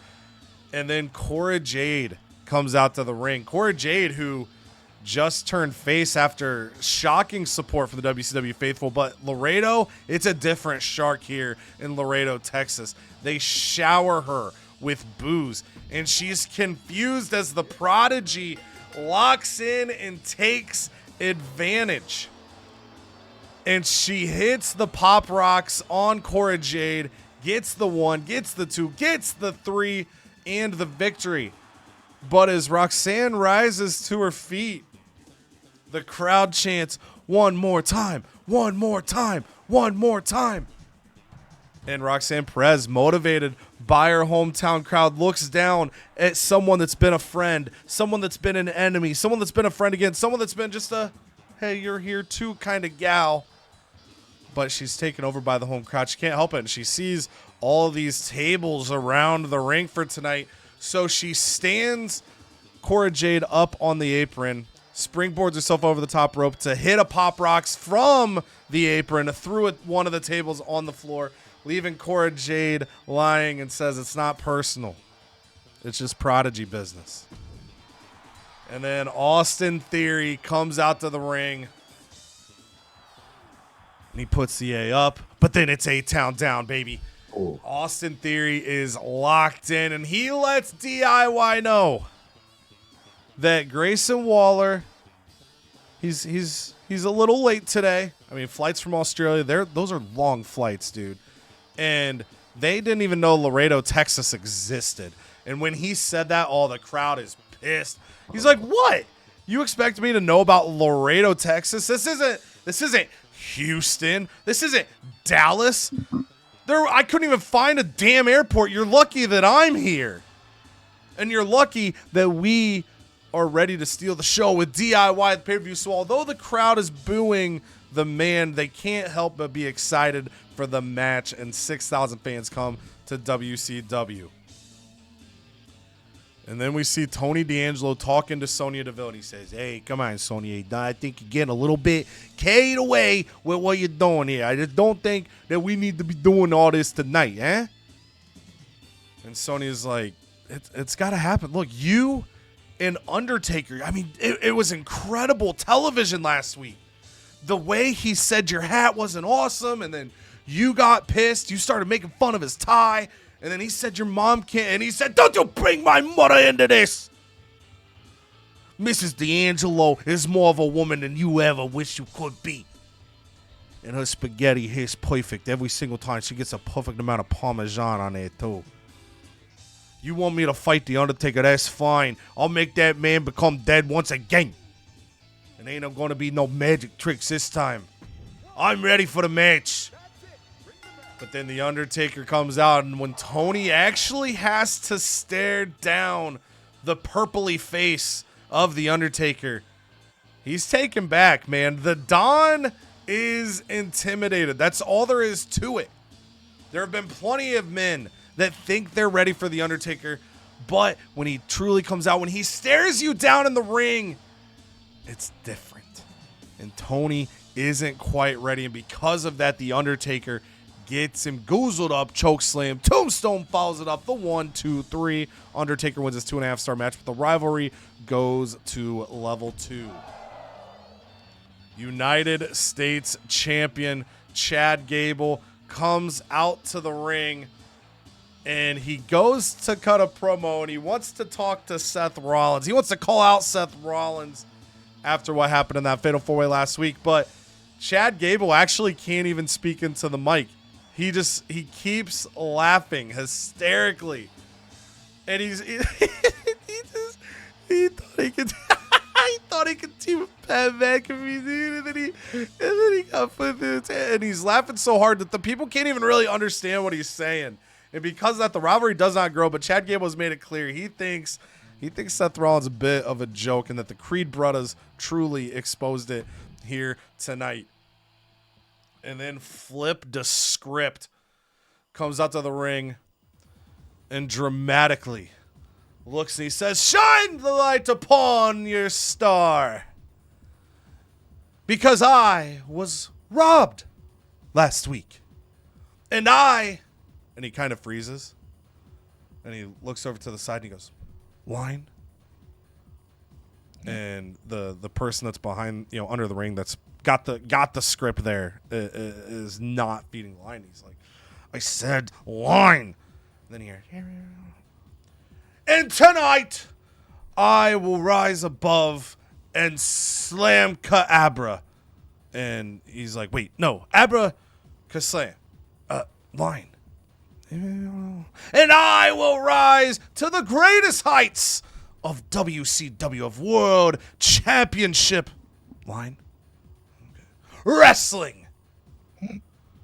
And Abracaslam comes out to the ring, and Flip the Script says, "No more tricks, my friend." And Abra cuts him off and grabs the mic. And Flip the Script, he's a little nervous, and Abracaslam says, "Say the magic words." And he holds the mic to Flip the Script. He doesn't want to say them. "Say the magic words." And Flip the Script goes, "Line." And the guy under the ring goes, "Abracaslam." And Flip the Script goes, "Okay, I'll say your magic words, because I do not fear you. Abracaslam!" And suddenly the lights go red, then dark, and then the red lifts back up, and Finn Balor, the demon, has been summoned. Abracaslam's tricks know no bounds. And it allows Abracaslam to leave the ring as the Demon Finn Balor ends his losing streak by dominating. Flip to script, hits the coup de grace as Abracaslam laughs and laughs, and then he takes his hat off, pulls the rabbit, and the rabbit laughs beside him. He is a step ahead of Flip to script. He's going to have to come up with a new plan. And then on the Titantron, we see Grayson Waller. And Grayson Waller is at Jerry World. He is in Dallas, and he says, "Ha! I was trying to get to the arena, but I realized Laredo, Texas just isn't worth my time. In fact, Sonia, rather than get upset with me, know that me being here, me being in a real city like Dallas, Texas, has saved you $7,250 worth of airfare. That's how expensive it is to arrive in this shit stain of Laredo, Texas." And the crowd is pissed. He loses 3 fans. He says, "Oh, by the way, DIY, me and Austin Theory, we happily accept your challenge. You got lucky last week, but you're willing to take us on in a match that lets us do anything and everything. We will defeat you. We will get our belts back at Clash at the Castle." And then it is tables action. Liv Morgan and Raquel Rodriguez against Dakota Kai and Kai Lonnie Jordan. And as the tables match is going on, they go back and forth. Raquel lifts up and tries to powerbomb Kailani Jordan into the table, but Dakota Kai says no, no, no, and moves the table away. Liv Morgan tries to hit Oblivion on Dakota, but Kailani Jordan pushes Liv Morgan out of the way. The chemistry seems impeccable. And Liv Morgan and Raquel Rodriguez, their frustration continues to build and continues to build. But then Kailani Jordan picks up Liv Morgan and gets ready to put her through a table, and Dakota says, wait. I got a joke. Kailani, why are there gates surrounding the cemeteries? And Kailani kind of smirks, is like, why? And Dakota goes, because people are dying to get in. And Kailani Jordan starts to laugh, which distracts her, and she puts down Liv Morgan, and Raquel says, enough! And a fury unleashes, and Raquel spears Dakota through a table to hang on to the tag team gold. But despite the loss, Dakota Kai and Kailani Jordan continue to laugh, feeling that their jokes are top tier, that Laredo, Texas loves them, and Laredo gives it a 3.5-star main event. Rivalry concludes. Liv and Raquel stay your tag team champions. Ooh, saucy. All right, so we're going to get started on NXT. We get it started with the ladies. A normal title match. Io Sky, your champion. Tiffany Stratton wants her chance. So this is the true battle of brains versus bougie. Io Sky, the world-class athlete. She's a daredevil who flies through the air as if she has wings. She spent years honing her craft in Japan, proving herself as one of the best wrestlers on the planet. And Tiffany Stratton, she's just rich, she's fabulous, and she's totally doesn't need to try that hard. Tiffany believes she's already better than Io because, well, she's Tiffany Stratton, duh. Io, on the other hand, thinks Tiffany is a spoiled brat with more spray tan than wrestling skill. So this whole petty war started weeks ago when Tiffany hired an assistant to follow Io around and offer her some fashion advice. Well, that didn't sit well with Miss Sky. So the following week, she stole Tiffany's tanning lotion and replaced it with a little barbecue sauce. So Tiffany showed up to SmackDown looking like a burnt chicken nugget. You know what? I love myself. Even though I look like a burnt chicken nugget, I still love myself. And that Tiffany comes out. She says, listen, everyone. Io Sky is so jealous of me, which is totally understandable. But let's be real, she's a total try-hard. Why do all those flips? You could just be hot and rich like me, and you don't have to do any flips or acrobatics. Duh. And Io interrupts and sprays her with a water gun and says, "Your spray tan melting. Oops." And that leads us here to where we are tonight. Io Sky, Tiffany Stratton. Do we have a new female champion? We do not. Io Sky, in an amazing opener, looks down at Tiffany Stratton defeated, bruised all over her face after that ass kicking, and says, "You look good now. Much better." And then Jimmy Uso takes a decent hit to his pop, but he gets us a nice little stack of cash in his promo. He gets us some advertising, says, "Come watch one of the best brands that this channel has to offer. NXT 2.0, you do not want to miss this." Uso. And then in arguably the match we've all been waiting for, Axiom versus Triton. Axiom, like all of us, is a little annoyed with Triton, his big personality, and his even bigger ass. He doesn't like the cut of his jib, and he doesn't like the crown that sits on his head. Triton, however, goes up to Axiom and says, "Triton declares, Axiom, you are ugly." And Axiom goes, "What the hell? I have a mask on. You can't even see my face." "That is why I have declared you ugly, for you hide behind the ruse of a mask." And Axiom, infuriated, just says, "Triton, you're a fat piece of shit," and starts to kick his ass right here in the Go Home show and dominates him yet again. The rivalry grows to level 3. The fans love it because Triton yet again gets his ass kicked. And Jake Cargill comes out and says, "What about that match? What about this card?"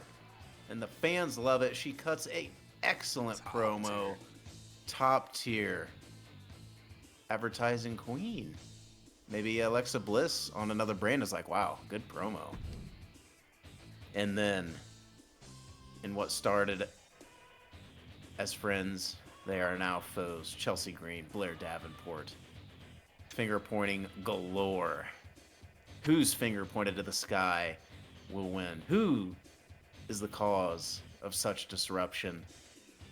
Hold your finger in the air if you won this rivalry match. Ooh. And there, Blair Davenport, yet again.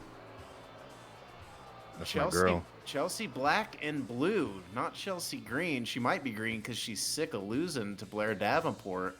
This rivalry grows. And ladies and gentlemen, we have a good feud here. Unfortunately, we don't have a good tag feud, but hey, they're better singles enemies. And then the friend, Bray Wyatt, comes out. Everyone in a great mood. He's skipping around the ring. La-di-di-da, di-di-da. Isn't it a wonderful night for a go-home show? We cannot wait to clash at the castle next week. But I'm so happy that we're all here today. What a lovely day in the CodyVerse. We are all having a good time, and everyone gets behind it and loves it. They just shower the friend with money, and he takes it away. But as he leaves, he starts to twitch and get a little nervous, and he starts to mumble under his breath, and everyone who's having a good time in the audience kind of starts looking side-eye at him like, what the hell's wrong with this guy? I don't know. He's friendly, but something's still a little off about Bray Wyatt. And then the mid-card match, we got Ashante the Adonis, which could arguably be the greatest free agent acquisition in my brand's history. He is already almost 80 pop. Damn. Picked him up off the streets. Literally, yeah. And he earned his way. He's a champion now. And he's feuding with Uso. And Uso's got something to say, and just for funsies, we sprinkled in Braun Breaker to maybe break things up a little bit. Oh. But no title on the line tonight. We are reserving that for a future show. So Ashante is at least safe in that regard, but is he safe from Braun Breaker and his massive skill set? No. Just no. The rivalry grows between Uso and Adonis, which is peaches, but not without them being broken in half by a couple of spears by Braun Breaker. And then, oh no, a horrible advertising promo as she loses 9 pop. Sol Ruca. She says, guys, aren't you excited for me to get a potential push? Who wants to come out here and let me get in a feud and watch me do my finishing move, the Soul Snatcher? And surprisingly, everyone boos it. But I believe in Sol Ruca. I believe that she one day will become a fan favorite on this brand and of this channel. We are going to keep being a ray of sunshine for Sol Ruca because we believe in our stars on this brand. We have to. We have to. We literally have to. And then here we go. The match we've all been waiting for, as much as I would absolutely love to spectate it. We have the Beauty versus the Beast.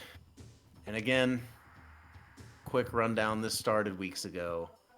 Kit Wilson said, "Ooh, I'm Uncle Howdy. I speak in riddles and haven't washed my hair in a decade." And Elton Prince says, "And I'm Eric Rowan, and I look like I bathe in swamp water." And then the darkness engulfed the arena. And echoing out of the speakers says, "Uncle Howdy, you mock what you don't understand, but in the end, you will all kneel before the sickness." And the lights flicker back on. Rowan and Howdy are in the ring right behind Pretty Deadly. They turn around. Rowan grabs Kit by the throat and choke slams him. Uncle Howdy grabs Elton's face, whispers something disturbing. His eyes grow with fear. And Uncle Howdy picks up Elton and slams him to the mat. Pretty Deadly managed to escape, but their perfect hair is ruffled, their outfits are ruined, and they're frozen in fear. And then a week later on NXT, Pretty Deadly tried to cleanse the ring with lavender candles and holy water, believing it'll keep the Wyatt Six away, but it doesn't. Distorted images of Pretty Deadly appear on the Titantron, but their faces are grotesquely warped, and Howdy's voice echoes through the arena. Isn't beauty fragile?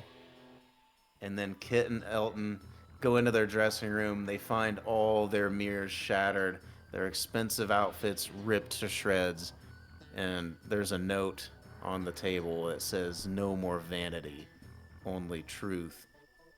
And Rowan and Howdy drag a mannequin dressed like Kit to the ring, and they smash it to pieces with a sledgehammer. And Pretty Deadly, they are now pretty fed up with this. They say they will not be intimidated by some bargain bin horror movie villains. And tonight, it gets settled. The titles are on the line. Who is the ultimate NXT tag team? Uncle Howdy, Eric Rowan, Kit Wilson, Elton Prince, TLC match. Who comes out on top? Oh, buddy, in a classic, we have the Wyatt Six remain champion after the 3 count. The lights flicker. Rowan and Howdy stand over Pretty Deadly's motionless bodies as the arena goes dark. And when the lights return, they're gone. Only a single broken mirror remains in the center of the ring, highlighting that beauty is fragile, it's fleeting, and their vanity is broken. Powerful on the Go Home Show, baby. Rundowns here. WCW kicked it off 3 stars as the Creed Brothers take down Seth Rollins and Pat McAfee, putting their rivalry at a close. 1.5 stars. Roxanne Perez over Cora Jade in front of her hometown crowd. And you can see down there bottom right, we always pull these up so we can look back at stars if we want, or if you're curious how we get ratings. But hometown does give a little boost to a match. Cool. So something to keep in mind. Usually I think you might not always get the email. I guess I don't pay enough attention to it every single time, but something to keep in mind. If you have a hometown and you don't get the email for somebody, still going to be something that's there. The Undertaker, no hometown boost here because this match didn't happen in a cemetery. 2.5 stars. He takes down Tony D'Angelo. Their rivalry up to level 2. Finn Balor, after Abracadabra Slam pulls off a magic trick, comes into the ring and pins Flip to Script. 1.5 stars. Abra and Flip go to level 2. And in the main event, 3.5 stars. Liv Morgan and Raquel Rodriguez, The Rage. Finally, too much. Dakota's joke distracts Kalani Jordan, which then allows Raquel to spear Dakota through a table, putting the rivalry to a close. 3.5 stars. On the call side of things, the DIY A-Town Down Under feud gets to level 4 ahead of Clash at the Castle, but the Chad Gable call out to Seth Rollins does not click. On NXT 2.0, 4 stars in the opener as Io Sky successfully defends her women's championship over Tiffany Stratton. Axiom continues his winning streak over Triton in a 2-star match. Rivalry level 3 now. Rivalry level 2 as Blair Davenport grabs a consecutive victory over Chelsea Green in that feud. 3 stars as Braun Breaker crashes the party, getting the victory over Shante the Adonis and Jey Uso. But the Uso Adonis rivalry up to level 2. And in the main event, powerful in the TLC match, the Wyatt Six hang on to the tag team titles, taking down Pretty Deadly, sending a clear message to the entire 2.0 roster. 4.5 stars on the match. Rivalry at a close. And then on Raw, Extreme Rules kicked it off as the Small Werewolves get the victory over the Street Profits, taking the tag titles with them. Logan Paul put Adrian Williams through a 1.5 star table. And then Oba Femi hangs on to the Intercontinental Championship. 2 stars over the Red Flame and Javon Evans, who have their respective rivalry, go to level 2. Also going to level 2 is the Brooks Jensen Eddie Thorpe feud, as Brooks Jensen gets a 3-star victory in a TLC match. And in the main event, Zelina Vega continues her hot start in 2K25 as she gets the 3.5 star victory and the Women's Championship, taking down the former champ Nia Jax and Alexa Bliss. Zelina and Nia go to level 3. On the call side of things, Priest McIntyre now at level 4 after the KFC double down, but the Stacks call out to Omos does not move that feud. They stay level 2. And then for ECW, Lyra Valkyria defeats Isla Dawn, and I'm now realizing this is a mechanic from last year. You know what? I'm going to make this a tribal knowledge moment here, because last year we didn't do it often, because usually if you had a big match on a pay-per-view, you did want the feud to end. I found this out on accident, just like randomly playing one time on stream, like really early in the year, back when I was streaming. If you run in on a match, the feud does not end. Oh.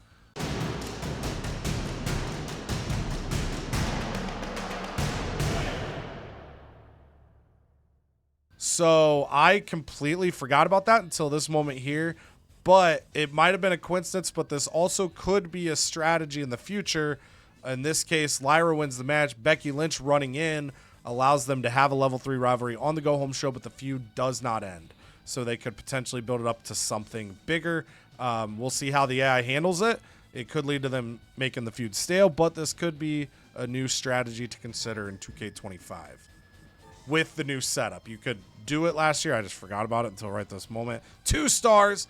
Alba Fire takes down Ivy Nile. Their rivalry up to level 2. The Final Testament successfully get the tag titles this time off of Chase U. 3.5 stars. That tag rivalry up to level 2. VOP falls to the LWO as the Vikings of Pain can't get it done. Rivalry level 3. 3 stars on the match. In the main event, 4 stars. Luke Gallows gets back the world title. They keep trading it back and forth, taking down Shinsuke Nakamura. Their rivalry now level 3. And on the call side of things, Trick Williams calls out Karrion Kross for level 4. The official wrap-ups here. ECW gets a 101 rating score, 69,000 fans, $26,000, and Chase U get their tag chemistry unlocked. On Raw, it is a 93 rating score, 53,000 fans, $754, which gets them to $61,000. And Street Profits officially unlock their chemistry. For WCW, we get a 95 rating score, 60,000 fans, $35,000. And then for NXT 2.0, a 102 rating score, 62,000 fans, $81,000. And there the Wyatt Six get their tag chemistry unlocked. For Raw, they're going to get I Know a Guy 3 for their commissioner goal. I will shasha with the pocket sand blinded for my seasonal challenge. So this was a random card, so not great for a random, I'll be honest. With all the stuff in the game, not a great one to get for the random, but we did get someone else to very happy. Ooh, So we'll take it because we skipped our commissioner goal this week. And then NXT 2.0 gets a contract negotiation for their commissioner goal. So here are the standings heading into the first pay-per-view, as Armando Estrrrrrrada has a 34,000 fan lead on Cheek. Cheek is up 6,000 on me. I am up 17,000. Or you're up 6,000 on me. Oh, true. Yeah, excuse me. I am up 6,000 fans on Cheek. Cheek is up 17,000 fans on Raw. So Cheek and I flipped this week, flipped a script, if you will. But we did get the chance to see their first go-home show. We'll talk about, I guess, a little deeper in the outros if we have any specific reactions. But we figured more fans would be at stake, similar to the pay-per-view, and we definitely saw that. A lot more fans were moving there based on the results. So building properly to those go-home shows, we figured it would be important. It definitely is important. As we enter Clash at the Castle, we'll see who gets their emails first. It's going to be me, and I get hit with a 2-bit arena, so these can be coming into play at the pay-per-view, but this doesn't matter. Well, you won't be able. Oh yeah, because I didn't buy the arena. Now I can't upgrade it. I don't know if I would have tried to upgrade or not. How does that work? Upgrading, because we're all at the same venue technically. Maybe he doesn't get the boost. It's probably just the fans. Yeah, like had I had a better arena, we'll see next episode. That's your enticement to come back. We'll see if this blocks me from buying Clash at the Castle. If it doesn't, this was a wasted power card because I haven't upgraded my arena yet. So I am not getting any of the other arena boosts. So we'll find that out. But as we go into our emails here, so we've got a couple contracts up, and Armando says, "You like that sabotage? That was all me. Strategy, baby." You bitch. No, I can't say that. I only get these two options. I can tell him it was unprovoked. You made yourself an enemy. You got to do what you got to do. I'm going to say I'm going to get my payback one of these days. I want him to know that it's coming. I want him to think about it. It's like the slap bet on How I Met Your Mother. You don't know.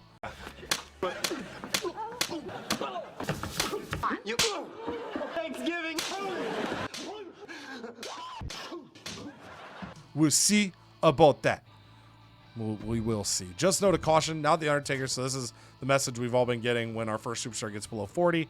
Taker now at risk for injury. And the reminder that if you sit out a week from everything, you get 12 stamina. If you cut a promo, you get 6. If you use a health spa, you get 12 plus however much that health spa helps.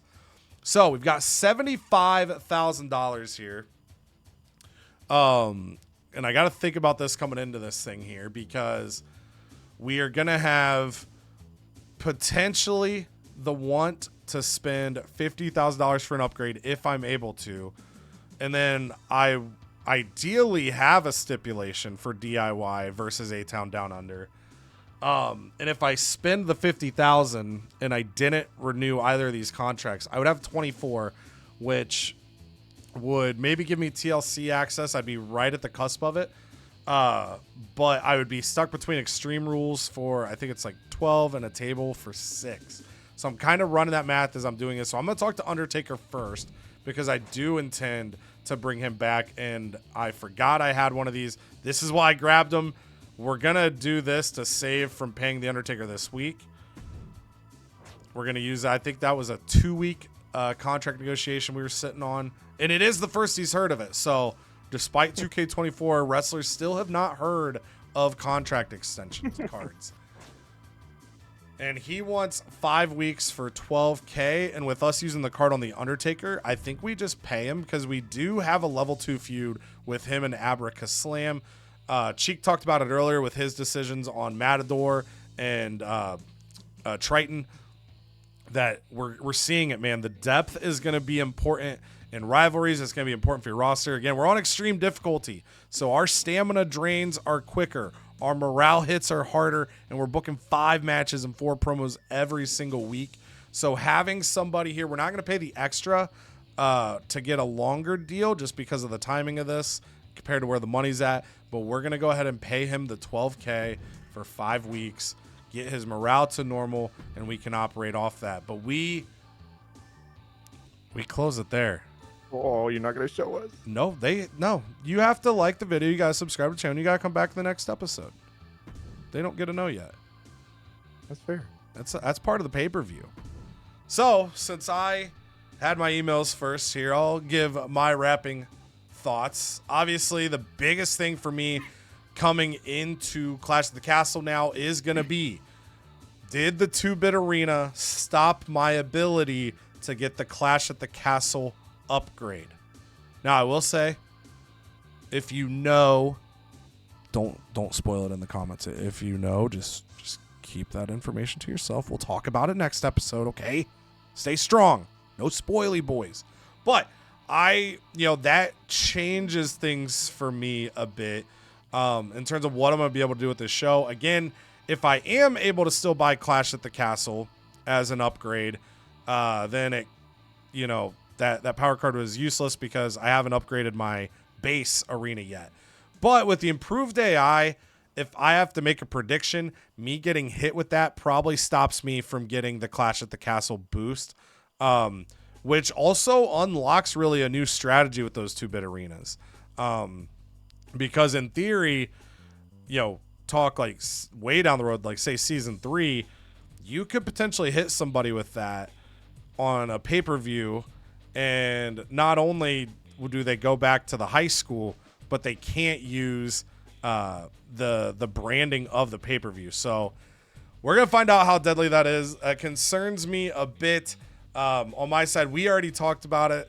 It's no spoiler there. We talked about it during the show. We're gonna be booking the men's tag team titles as our match.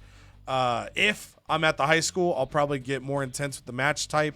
If I am able to buy Clash at the Castle, I will feed myself.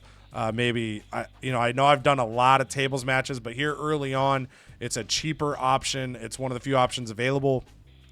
So might go Extreme Rules. We'll have to see. As for my representatives for the cross-branded matches, there's going to be 1 women's match, 1 men's match. I've got some people on both sides of the roster I'm thinking about, but in the moment, we'll kind of look at the stamina. The stamina drain is higher than normal at pay-per-views because you get so much stamina back on the rest of your roster.